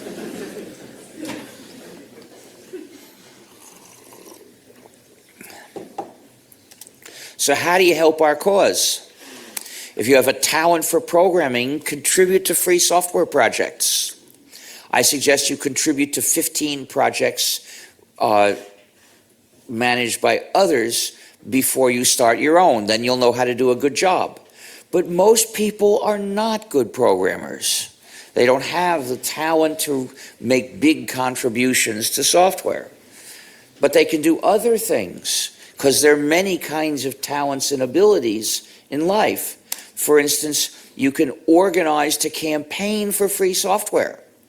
We need more speakers who will spread these ideas. We need also the people to administer activist groups. Administering a group means keeping the list of members, collecting the dues, keeping records, arranging meetings, inviting speakers, notifying people, and so on. Totally different kinds of work requiring different abilities. You can help persuade schools and governments to switch to free software. I've explained about schools. Governments need to run free software because they have to maintain the computational sovereignty of the country, which means that the country's computing, done by the government for the people, it does not fall into the hands of any other entity. The government must be able to assure its computing is done right. It must be able to fix anything that's wrong. And that means the government must do its computing with free software on computers managed and run by the state, so that the state has control of its own computing, because it's doing that computing for the people. Now, if you or I lose control of our computing activities, that's bad for us, because we deserve control. A human being is a source of value. The state is not a human being. It's not a person, and it is not important for itself. It's important for the people it serves. And therefore, if it loses control of its own computing activities, that's not just sad for the state. No, that's an injustice for all the people, because they have a right to insist that their state keep control of the computing it does for them. And if the government uses a non-free program in an agency with a critical function, like the military, the police, the firemen, the trains, the water, the electricity, the phones, this threatens national security. They're already worried about what if third parties figure out ways to attack some of the computers. Well, yes, crackers are a real danger. Please don't use the word hacker to describe that. That's basically insulting us hackers.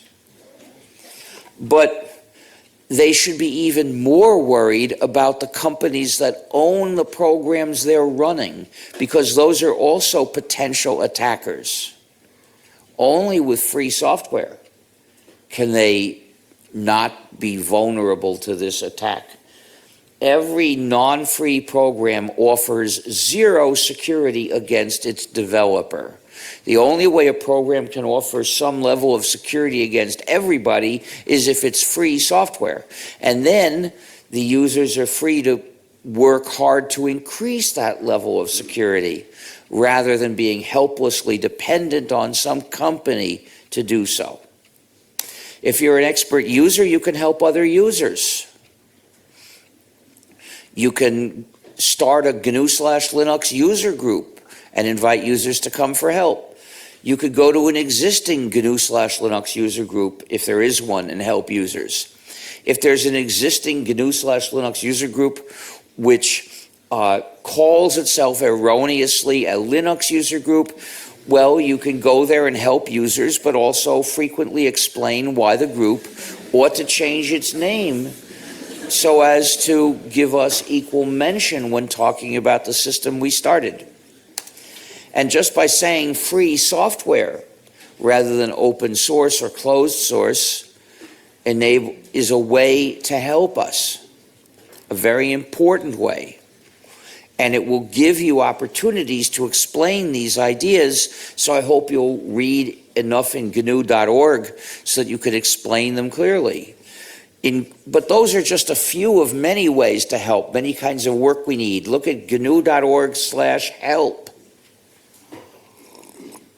for dozens more kinds of work we need. There'll be something that you can do. Also, in /philosophy, you'll find lots of articles about political points, philosophical, ethical points relating to free software, including a lengthy explanation of the differences between free software and open source. In /licenses, you'll find all our information about licenses. In /government, you'll find the policies we recommend for a government to adopt so that over time it can migrate all the agencies to free software. It might take 10 years, it might take longer, but if it doesn't start, it won't finish. In /education, you can find everything relating to schools. In /GNU, you'll find the history of GNU. In /malware, you'll find our catalogs of malicious functionalities. In /distros, you'll find everything about distros, both gnu/linux distros and some other systems, to say which distros are entirely free software. There is also our site. Oh, by the way, start passing around the papers. Have they been passed? They've already been passed. Good. Has anyone, is there anyone who wants to get on our list who has not had the chance to write it down? Well, I guess at the end, come see him and he'll give you a piece of paper you can write it on. But I see we have pretty much covered the room, which is good. We have, the Free Software Foundation has a site, fsf.org. There you can find resources for use of free software and development, including hardware that works with free software, which hardware. We also have some political actions you can support. We have a store, you can donate. You can become a member of the Free Software Foundation. You can pay your dues annually or monthly. But because I'm here, you can approach me and fill out a form and pay your dues in cash. And it's always good to pay cash. I haven't paid anything but cash to buy something in at least 10 years, because I defend anonymity.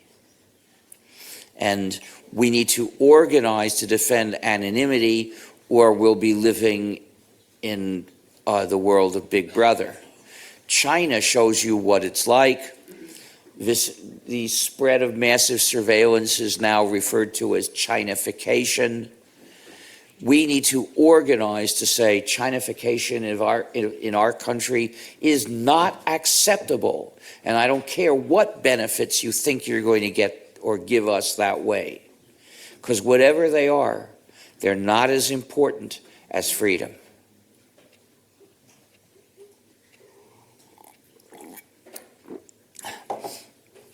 So please join the Free Software Foundation. Come up and talk to me if you want to. You can also help us by buying things out there. There's a sales table. That money goes to the Free Software Foundation. And now it's time to present my other identity. If you know something about this, please don't say it. Let other people be amusingly surprised.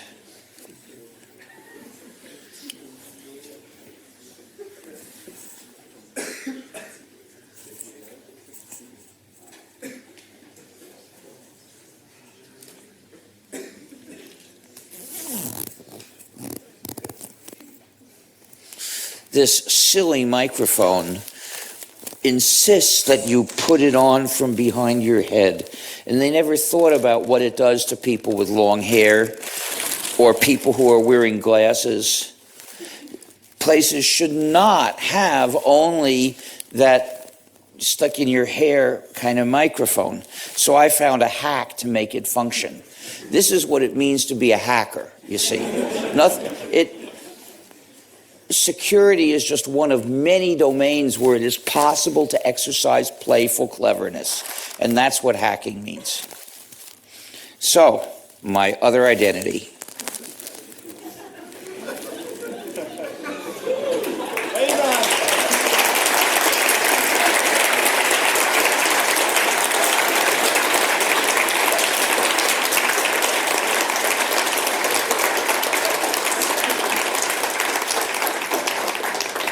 I am Saint Eidgenössische of the Church of Emacs. I bless your computer, my child. Emacs started out as a program, an extensible editor that I wrote that was extended so much by many users that it became a way of life, and they could do all their computing, some of them did all their computing without ever exiting Emacs. And then it became a church with the launch of the news group alt.religion.emacs, which I'm sad to say has fallen into disuse, but it was used to post wordplay. Maybe you could bring it back to life again. In the Church of Emacs, we have a great schism between several versions of Emacs, and we also have saints, but fortunately no gods. Instead of gods, we adore the one true editor, Emacs. To be a member of the Church of Emacs, you must pronounce the Confession of the Faith. You must say, there is no system but GNU, and Linux is one of its kernels. Then, if you become a true expert, you can celebrate that with our ceremony, the Fu Bar Mitzvah, in which you chant a portion of our sacred scriptures. That is to say, the system source code. In the Church of Emacs, we have eliminated the priesthood of technology because everyone is free to read our sacred scriptures. We also have the cult of the Virgin of Emacs, which means anyone who has never known or used Emacs. And according to the Church of Emacs, offering the opportunity to lose Emacs virginity is a blessed act. We also have the Emacs pilgrimage, which consists of invoking all the commands of Emacs in alphabetical order. There is a breakaway Tibetan sect which claims that it's sufficient to invoke them automatically under the control of a script. That's how Tibetans do things in their religions. But the Mother Church holds that to gain spiritual merit, you must type them by hand. The Church of Emacs has certain advantages compared with other churches I won't name. For instance, to be a saint in the Church of Emacs does not require celibacy, but it does require living a life of moral purity. You must exorcise whatever diabolical proprietary operating systems have possessed computers under your control or are set up for your regular use, and then use and install exclusively free software with and on, and then install a wholly free system, and then use and install exclusively free software with and on the system. If you make that vow and you live by it, then you too will be a saint and you'll have the right to wear a halo. If you can find one, because they don't make them anymore. There is a traditional rivalry between Emacs and the other text editor VI. So occasionally people ask whether in the Church of Emacs the use of VI is a sin. It's true that VI is the editor of the beast.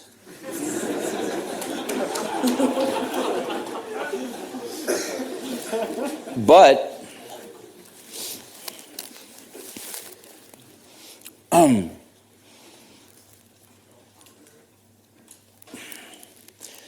the use of a free implementation of VI is not a sin, it's a penance.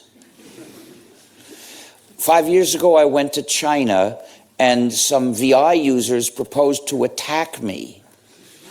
I was shocked, but apparently violence begins with VI.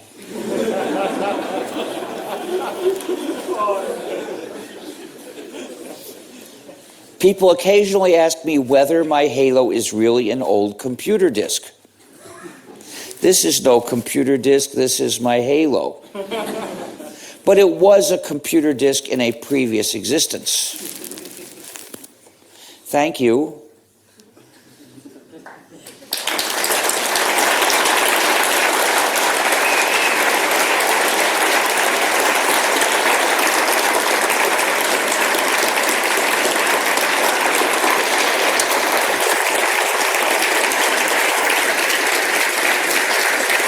Now,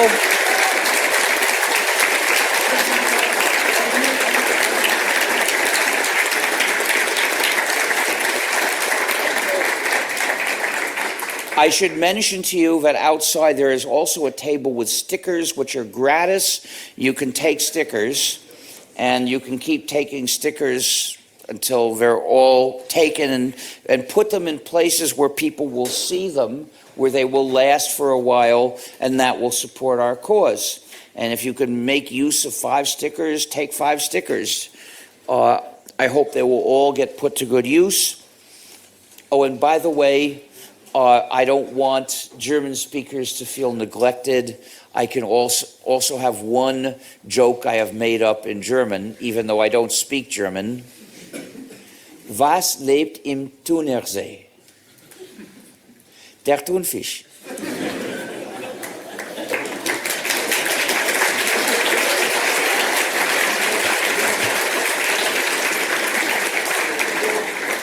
So, now it's time for the auction. This is an adorable GNU that needs a home. So I'm going to auction it for the benefit of the Free Software Foundation. If you buy the GNU, I can sign the card for you. If you have a penguin at home, you need a GNU for your penguin. Every penguin has to have a GNU. We can accept payment in cash or with a bank card if it can make international purchases by phone, or with Bitcoin if you have something here to make payment with. Is there a bank machine near here you can get cash from? Yes. Okay, so that's another thing, possibility. If you can bid, and if you win, then go away and come back with the cash. So to bid, please wave your hand and shout the amount as loud as you can. Sorry, I don't use the word free to refer to price, only freedom. And in any case, please let me finish, because you need to know these things. Don't just wave your arm silently, waiting for me to see you, because I may not. So wave your arm and shout. But you have to, I'm going to start from the regular price, which is 30 francs, considering we're going to have to change the money. So, and I'm going to look for the prices in francs, but I'll take the same number of dollars. So, do I get 30 francs for this adorable GNU? 30 francs. I've got 30. Do I get 35? 35. I've got 35. Do I get 40? 50. I've got 50. Who said 50? I've got 50. Do I get 55? Do I get 55 francs for this? I've got 55. Do I get 60? 60. I've got 60. Do I get 65? 65. 65. I've got 65. Do I get 70? I've got 70. Do I get 75? I've got 70. Do I get 7? How much? I've got 75. Do I get 80? 80. You? I've got 80. Do I get 85? 85 for this adorable GNU. I've got 85. Do I get 90? I've got, how much? I've got 90. Do I get 95? I've got 90. Do I get 95? 100. I've got 100. Do I get 110? I've got 100. Do I get 110? 110 francs for this adorable GNU. 110 to the Free Software Foundation to defend freedom. I've got 110. Do I get 120? What 120? Did you bid? I've got 150. Why are you booing him? Thank you for bidding so much. Do I get 160? I've got 150. Do I get 160 for this adorable GNU? Do I get 160 to the Free Software Foundation to defend freedom? I've got 160. Do I get 170? 170 to the Free Software Foundation to defend freedom. 170 for this adorable GNU. 170, did you say? I've got 170. Do I get 180? I've got 170. Do I get 180 for this adorable GNU? Are you bidding? Do I get 180 to the Free Software Foundation to defend freedom? Last chance to bid 180 or more. How much? 180. I've got 180. Do I get 190? 190 for this adorable GNU? 190 to the Free... I've got 200. Do I get 220? I've got 200. Do I get 220 for this adorable GNU? 220 to the Free Software Foundation to defend freedom. 220. Last chance to bid 220 or more. Last chance to bid 220 or more. Going, gone for 200.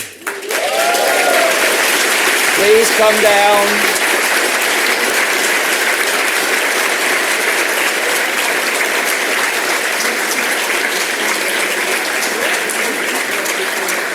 How do you wish to pay?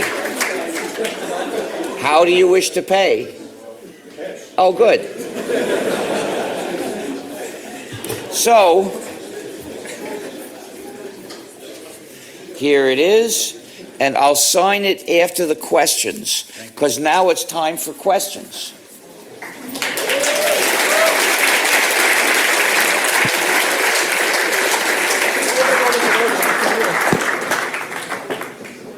Who goes first? There. What's your hat?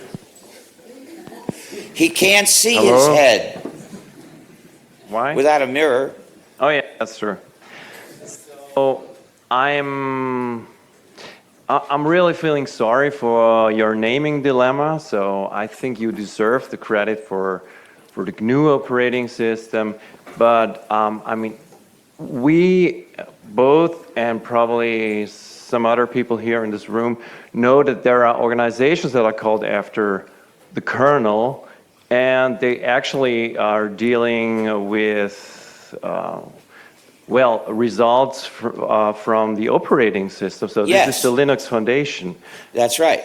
So my question is, why are I know this isn't, you're emotionally attached to it, and this is fine. I mean, why don't I start calling the GNU system Linux and say that Linux is my work? No, and the other way, the others should kind of. Well, they should, but how do we should. convince them? They're very happy giving the credit to Torvalds, who doesn't say these shocking, radical things that I say. Well, you're probably less rude than he is, and equally They don't care fun. much about that. The thing is, I can't convince them, but what we can, maybe I can convince some of you.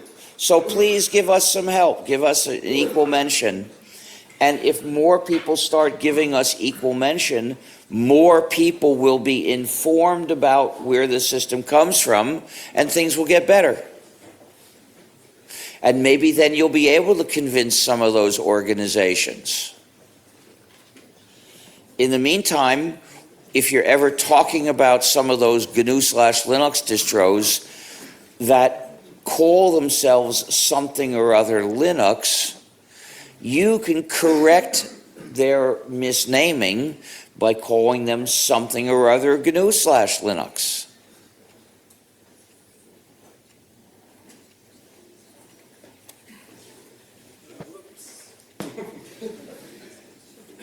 So, x86 microcode is very closed source. It seems like... I'm sorry, I don't talk about programs using the terms open or closed. I'll talk about whether they're free or non-free. Okay, I'm sorry, an impingement on our freedoms, yeah.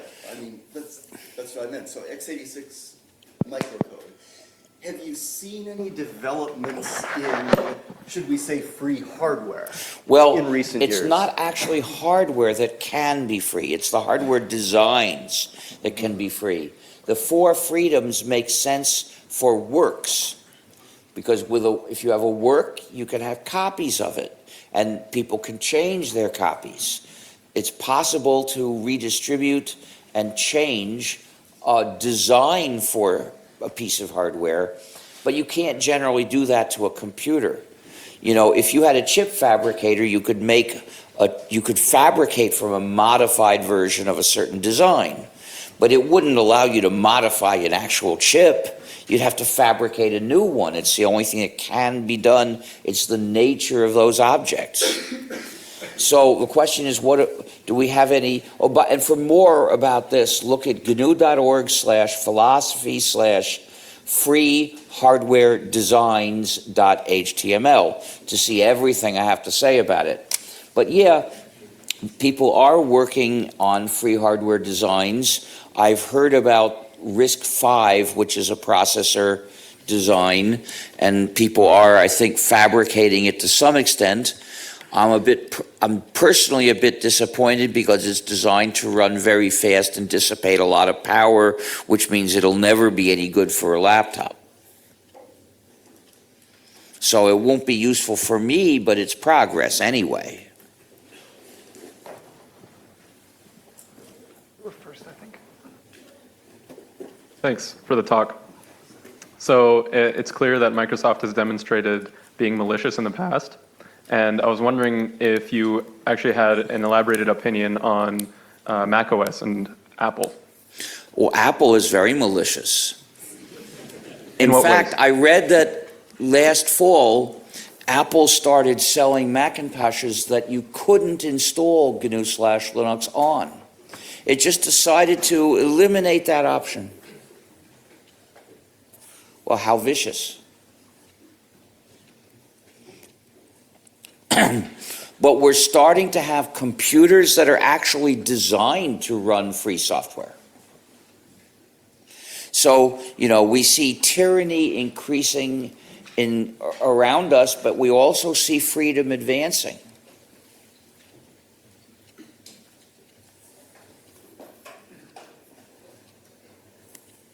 Yeah, thanks for your work. Seeing that the GNU project also has its own kernel that it's working on, It also has its what? its own kernel that it's working on, Well, yes, we started working on that in 1990 because we needed a kernel, so we had to write one.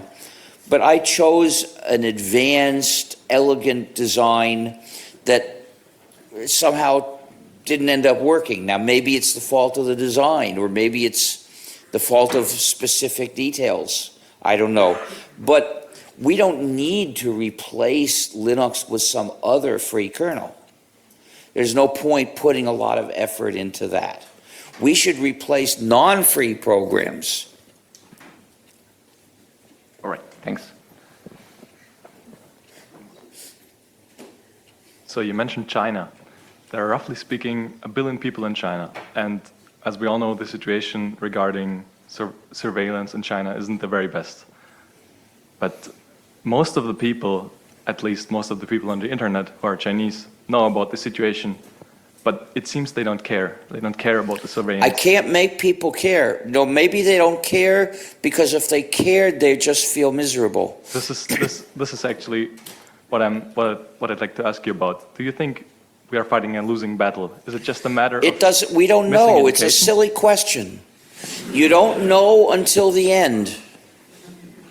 And of course, we hope there isn't an end either.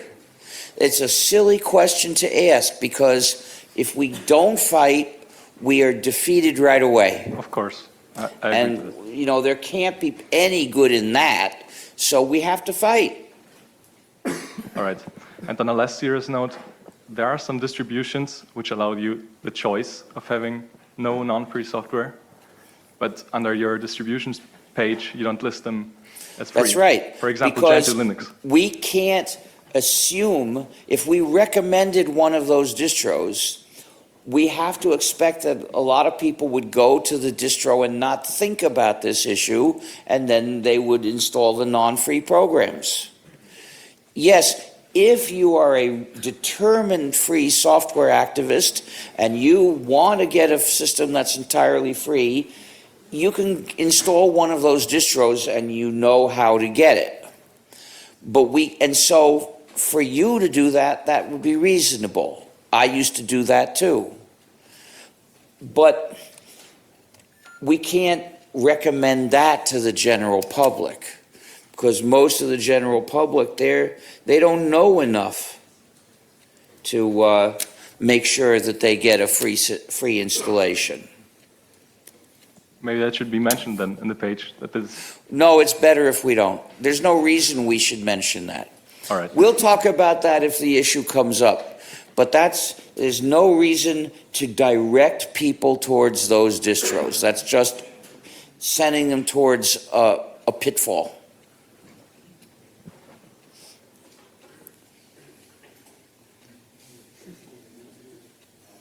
Can I pass it to you?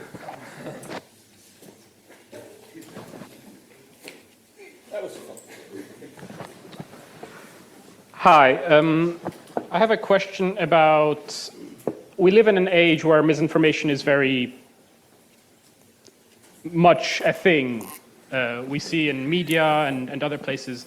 And a question for you is, how can, for example, a non-technical person trust that the community that is technical actually reviews this software in a way that is Okay, in it's a line silly with their question. ideals? Because remember what the alternative is. The alternative is non-free software, where you know that some company has total and sole control over the program and is happy to and usually they are happy to mistreat you intentionally. And then you see something which you know is better than that, and you say, how can I be sure it gets all the way up to the level of great effectiveness? Well, you can't just in principle be sure, but you can help make it happen. You can support efforts of development to make the programs more reliable, more secure, and so on. Remember that if it's a non-free program, it has zero security against its owner. With free software is the only chance of having security against all possible attackers. With non-free software, the most likely attacker, because that attacker is almost certain to attack the users, is the one it's impossible to have any security against. It's like saying, if we try to have a democracy, how can I be sure I'll have more political power and more human rights than I would under a feudal society? Well, you're sure. The democracy could work better or it could work worse, but you know it's going to be better than that. I have a follow-up question to that because I don't really agree with your answer. I'm afraid I can't hear the sounds you say. You need to please pronounce each sound carefully so I can hear it. I have hearing problems. I have a follow-up question because I don't really agree with everything you answered. As a person that's non-technical, you really need a lot of knowledge to be able to judge, so otherwise you have to trust other people. That's right. Maybe it's better to know that you're spied on than to think you're not spied on and be even more a victim. I think that's silly, but do what you like. If you want to be absolutely sure that Microsoft and Apple and Google and Amazon and Facebook are spying on you, what can I say?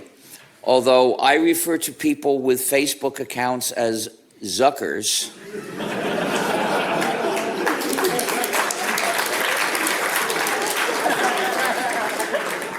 But you may feel, if what you want is not some actual security and some actual freedom, but merely a sensation of feeling secure about your place in life, you might prefer living in a society where a few have power over you and you just have to obey the lord of the manor you live on.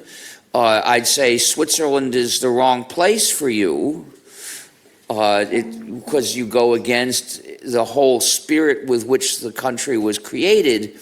But what can I say? Move to China if you like.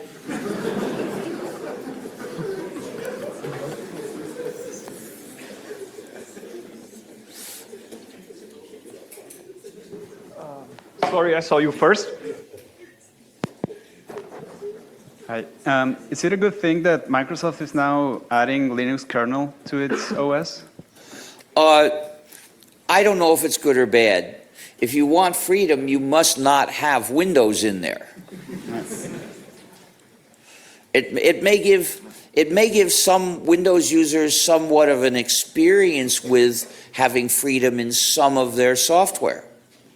Unfortunately, it won't tell them about the idea of free software because Torvalds doesn't support the idea of free software, and he chose not to tell people about this. He only talks to them about open source.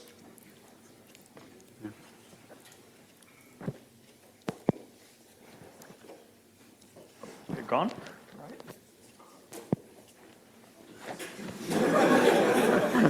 So on the same page with the last question, like Microsoft recently announced it will be shipping a Linux kernel along the NT kernel in the next releases of Windows 10. And I wanted to ask you if you think this is a win for the open source community for I don't care about for open the free source. software. My community is not I don't belong to an open source community. In fact, there isn't really one, because the community that you're talking about was built by us. It comes from the free software movement, so it's the free software community. There isn't an open source community. Okay. There are people who advocate open source, and they are more or less part of the free software community, but they disagree with the free software movement. I see. But then would you consider it a win for the for the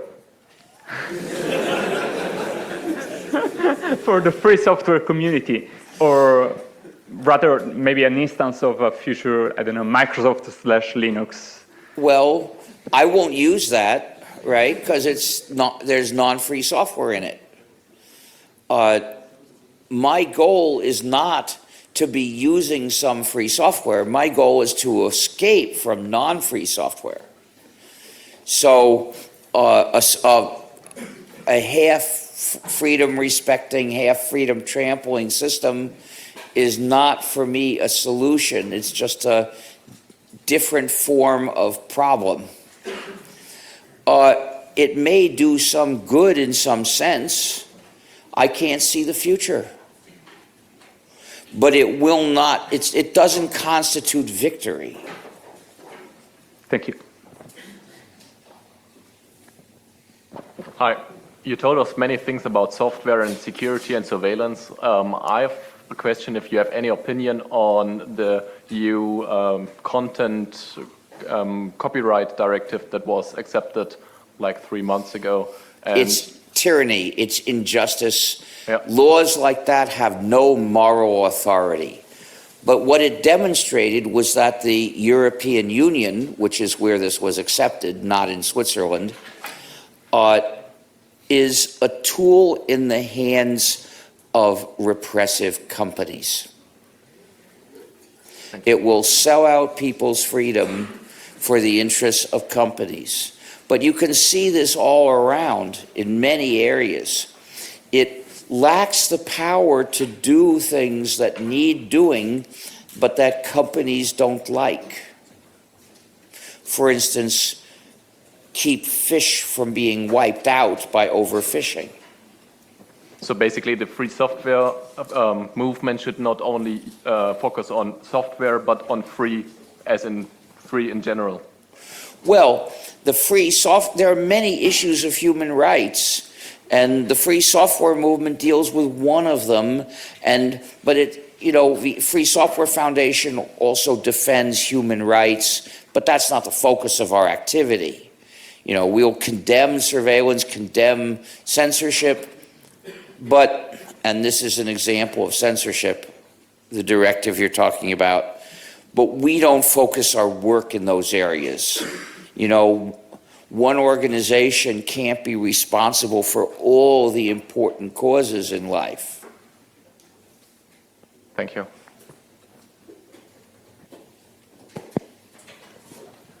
Could you elaborate a little bit more on the specific issues that Switzerland is facing? Sorry, what? Could you elaborate a little bit more on the specific issues that Switzerland is facing? Well, I already did mention the specific ones I know of. Okay, so you don't have any more.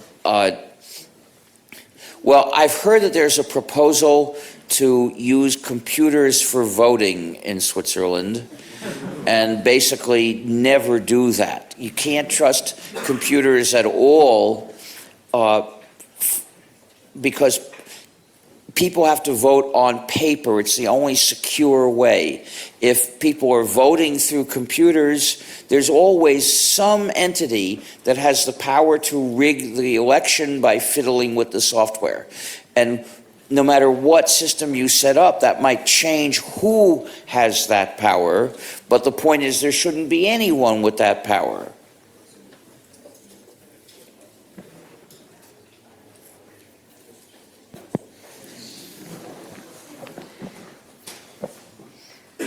Hi. You talk about education and that we Sorry, I talked about what? Can't hear you. education, and you said that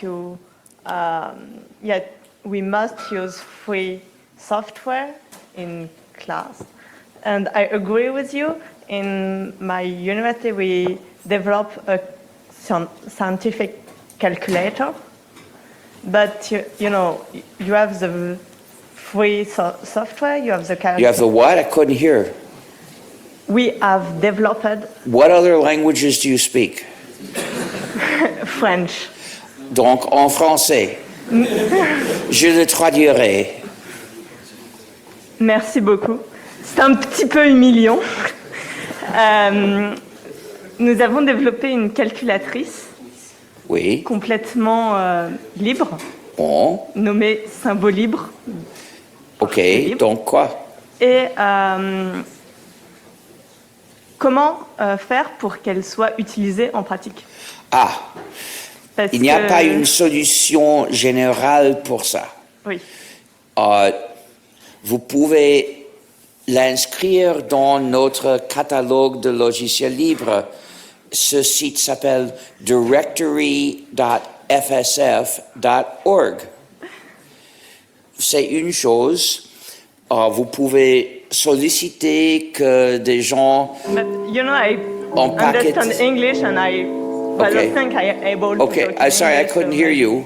Yeah. Should I speak English? You're saying, well, you I speak. think that because more Maybe. people understand Okay, English than so French, she it would be better. she wants to know how their free program can become more popular. What can they do? Well, so I said, put it into the free software directory. That's directory.fsf.org. Another thing is look for people to package it for Debian. And once it's in Debian, it will get into various other free distros. Look for people to package it in a Red Hat package, and that way it will get into other free distros.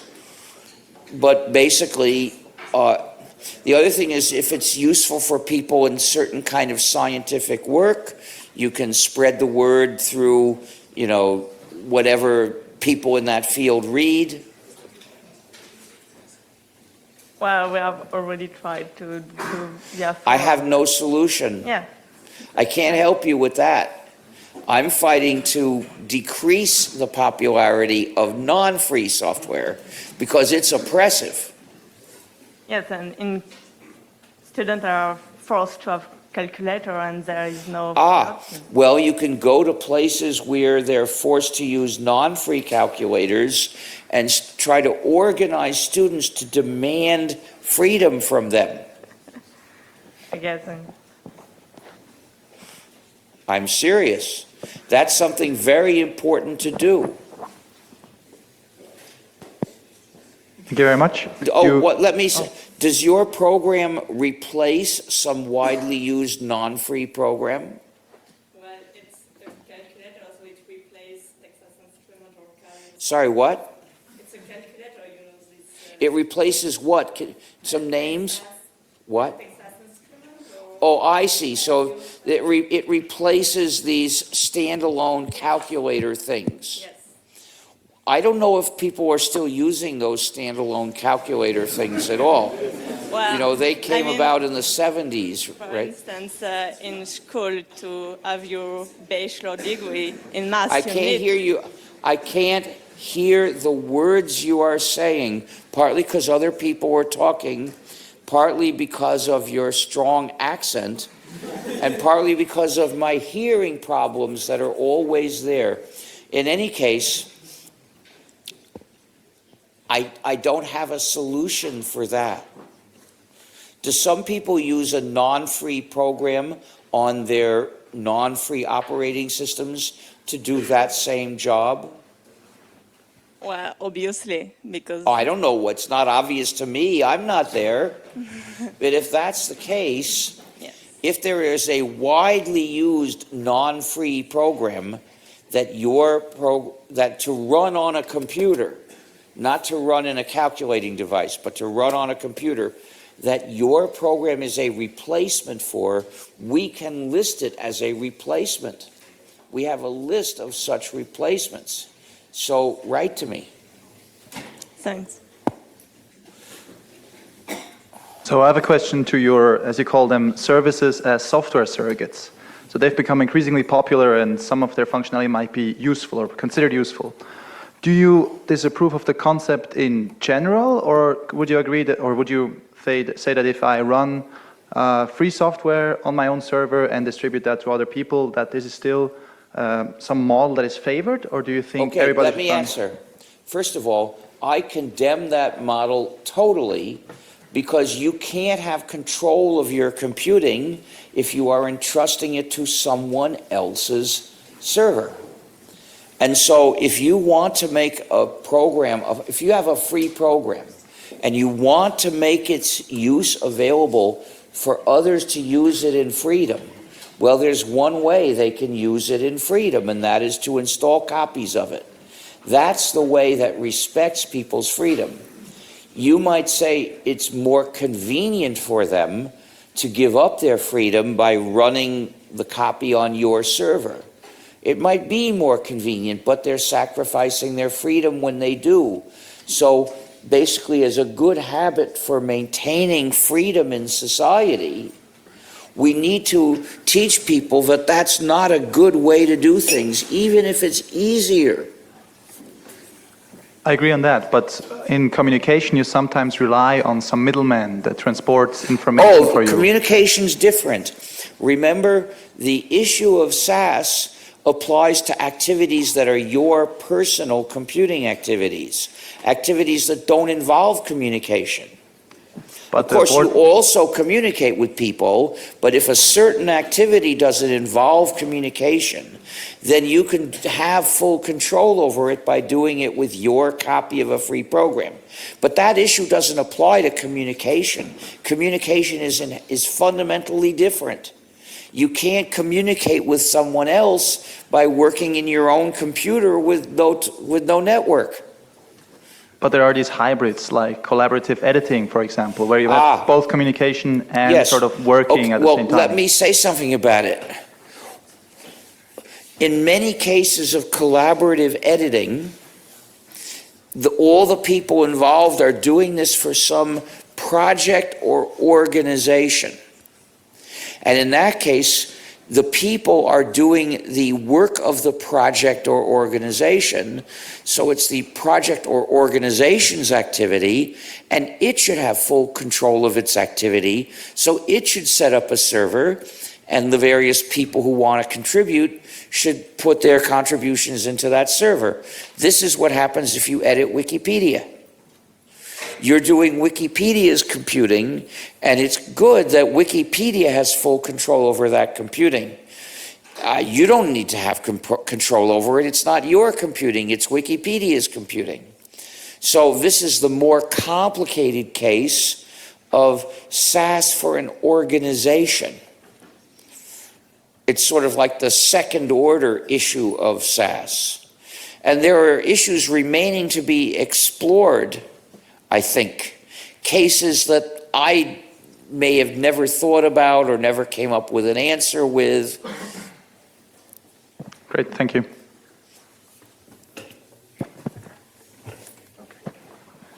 So you stated on your slide, free means not gratis, right?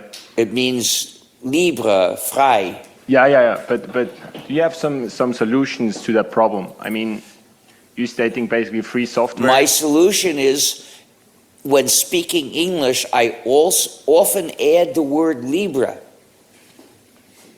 So I say free libre software. Yeah. But I mean, you're saying basically, I mean, should software be for free? Like no, I don't. I say nothing about that. Yeah. That's what I'm asking. So you're saying like you should make free software in your terms, right? But it should not like cost nothing. You can charge for it. I'm saying, no, what I say is, it is not imperative that it be gratis. Yeah. I'm not saying it should not be gratis, and I'm not saying it should be gratis. I'm saying that whether it is gratis or not is a side issue that I'm not concerned with. Okay. Yeah, okay. I thought you maybe have some ideas how to solve that, since in my opinion it's difficult to come up with a good overall solution. But there are things we can do that partly solve it. One of them is naming programs Libra. Okay. Another is talking about free/Libra software. Okay. Thanks. Thanks for the talk. Another solution is speaking another language. It's fashionable around the world to throw English words into your conversation when you're speaking some other language. But when it's a matter of, if you're going to say the word vrije, don't say the English word free instead. Say vrije software. I don't know if you misunderstood me. I'm not like if you turn, I have no idea if I misunderstood you. It was not easy. I'm not criticizing like the way you name it, free, whatever you call it. That's just one thing. But I mean, in case of monetary sense, right? So software which I charge for, right? So that would be paid for software. Yeah, right. So you're saying that I can pay for software and still can be free, right? Yes, and because basically, if you buy a copy of a free program, which is perfectly legitimate, well, if the program comes with the 4 freedoms, it's still free. Yeah, and that's exactly what I think is. Like what I want to ask you, if you have some solutions to this problem. Since what's the problem? You say the problem solution to this problem. What problem are you talking about? So I think the problem he's referring to is how can you prevent people from just redistributing You can't prevent them.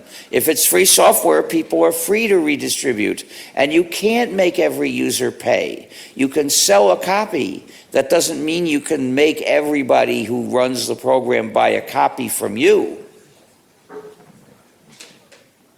But there are ways that people are doing free software business, and they're making money. They found many different business models. Okay.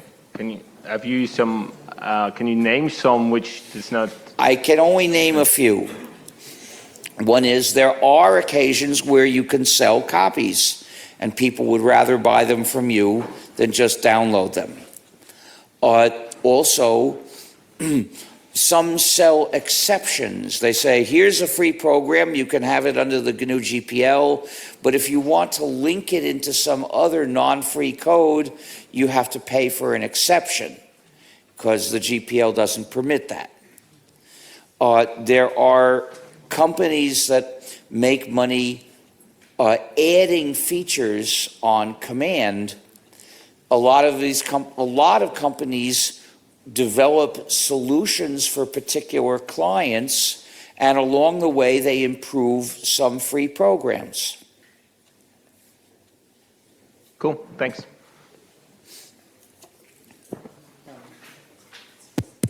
Sorry, just to add, for the people who are in the other room, we now have enough space, so if you want to move over to ask your questions, you can do that.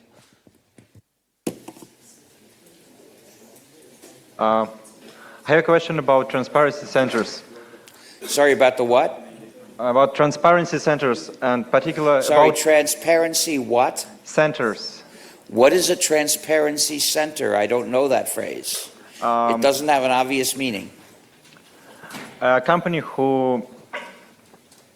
that develops security solutions based in Russia has some difficulties because it's based in Russia, and there is some attacks from European and US that they are tied to US government. Okay, and their movement, they already built one transparency center in Zurich, and they're building these. I'm afraid I don't know what a transparency center does. In this transparency it's a term center, I don't know.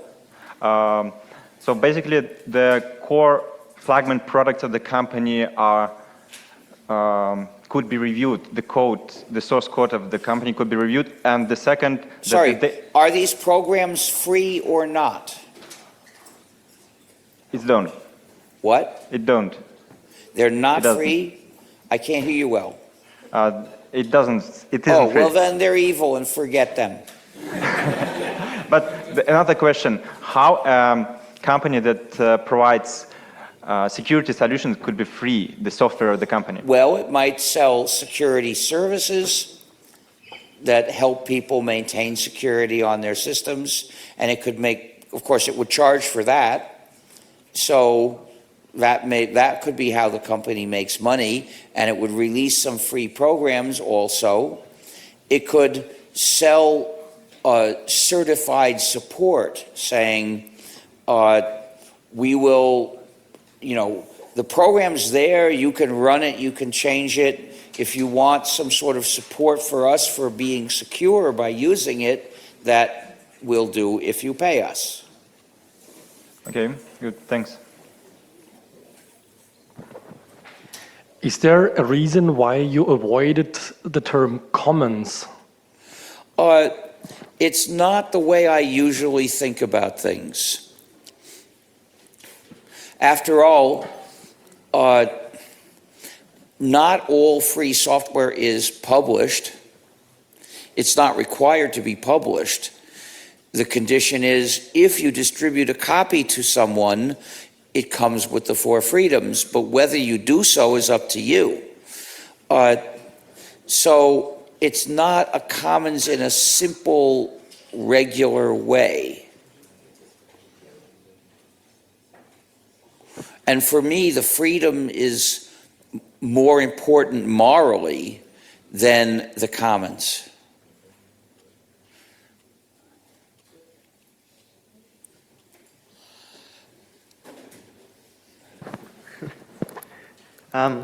I guess my question is, do you have a stance on piracy? For example, in I'm sorry, do I have a what? Speak slowly. I have hearing problems. Sorry.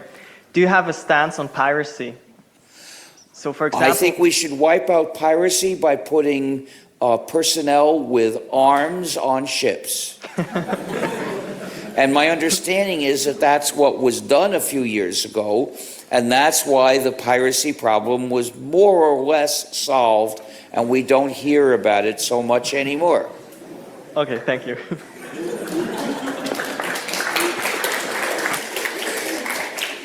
But if you're talking about sharing, sharing is good.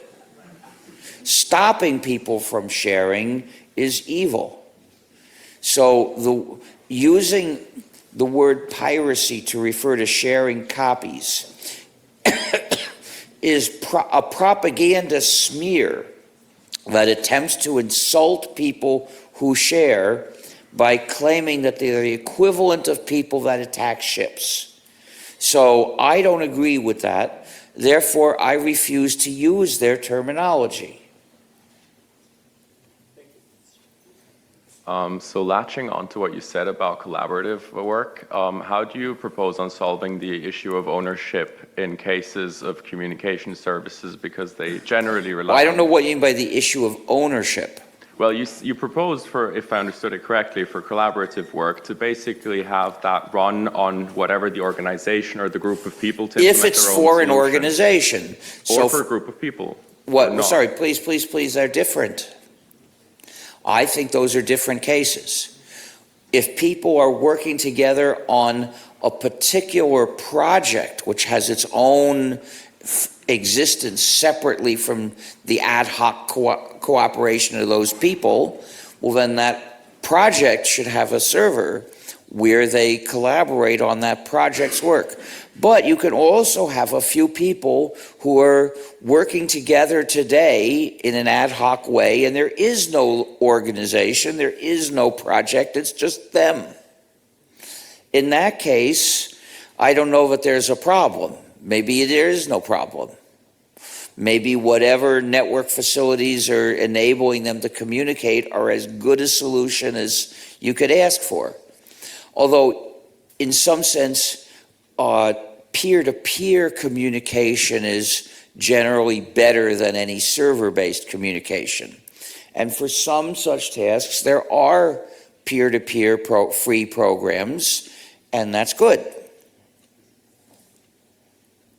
You have a suggestion on how, if you have peer-to-peer systems, you need to agree on some common ground. Sorry, what? When you have a peer-to-peer system, how would you ensure compatibility for a large number of people? Well, it's not, you don't always have to ensure it.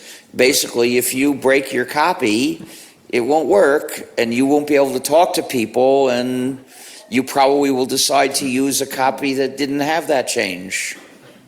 In practice, we don't need to assure this. People just do it right. Has Mark Shuttleworth or any official of Canonical or any community member of Ubuntu ever approached you and talked to you about resolving the issues you have with Ubuntu? No. That's now, very sad. they did at one point, we complained that they call it Ubuntu, that they call the system Linux. So at one point, they proposed to make a variant of their system called gnu+linux, which would imply the wrong thing. It would imply that that particular variant of Ubuntu had something to do with GNU, and therefore it would follow that all the other variants of Ubuntu were not variants of the GNU system, so we said no. Yep. You see, if you look at this from a benevolent point of view, a benevolent point of view, it's in English it's pronounced benevolence. Oh, I'm so sorry. Yeah, so no, I'm not criticizing you. I'm just trying to be helpful. Sure, thanks. So it's what was it? Benevolent. Yeah. Point of view. Then I mean, what Mark Shuttleworth did, investing his millions into advancing the system that is actually gnu+linux is something. It's not the Linux system, it's the GNU/Linux system. That's what I said. I'm sorry, my pronunciation was not so good. But may I answer? Because I think I know where the question is going and I could answer right now. The work he did, some of it is useful and I'm not criticizing all of it. Some of it put in surveillance functionalities that the rest of the community used its freedom to turn off and eventually pressured them to back down. Okay, I mean, if they developed some free software, I'm not criticizing that, but that's a separate matter from what philosophy they spread, and so I judge them separately. So, but what I see is that the naming problems, so the GNU and Linux and whatsoever, this is kind of preventing us from joining forces. But I can't join forces with them. It's a non-free distribution. That's a bigger, Yeah, so we need to make them free. So we need to. Sorry. You can't just do that. We can't make them change. But point is, Ubuntu is doing a few things that I criticize.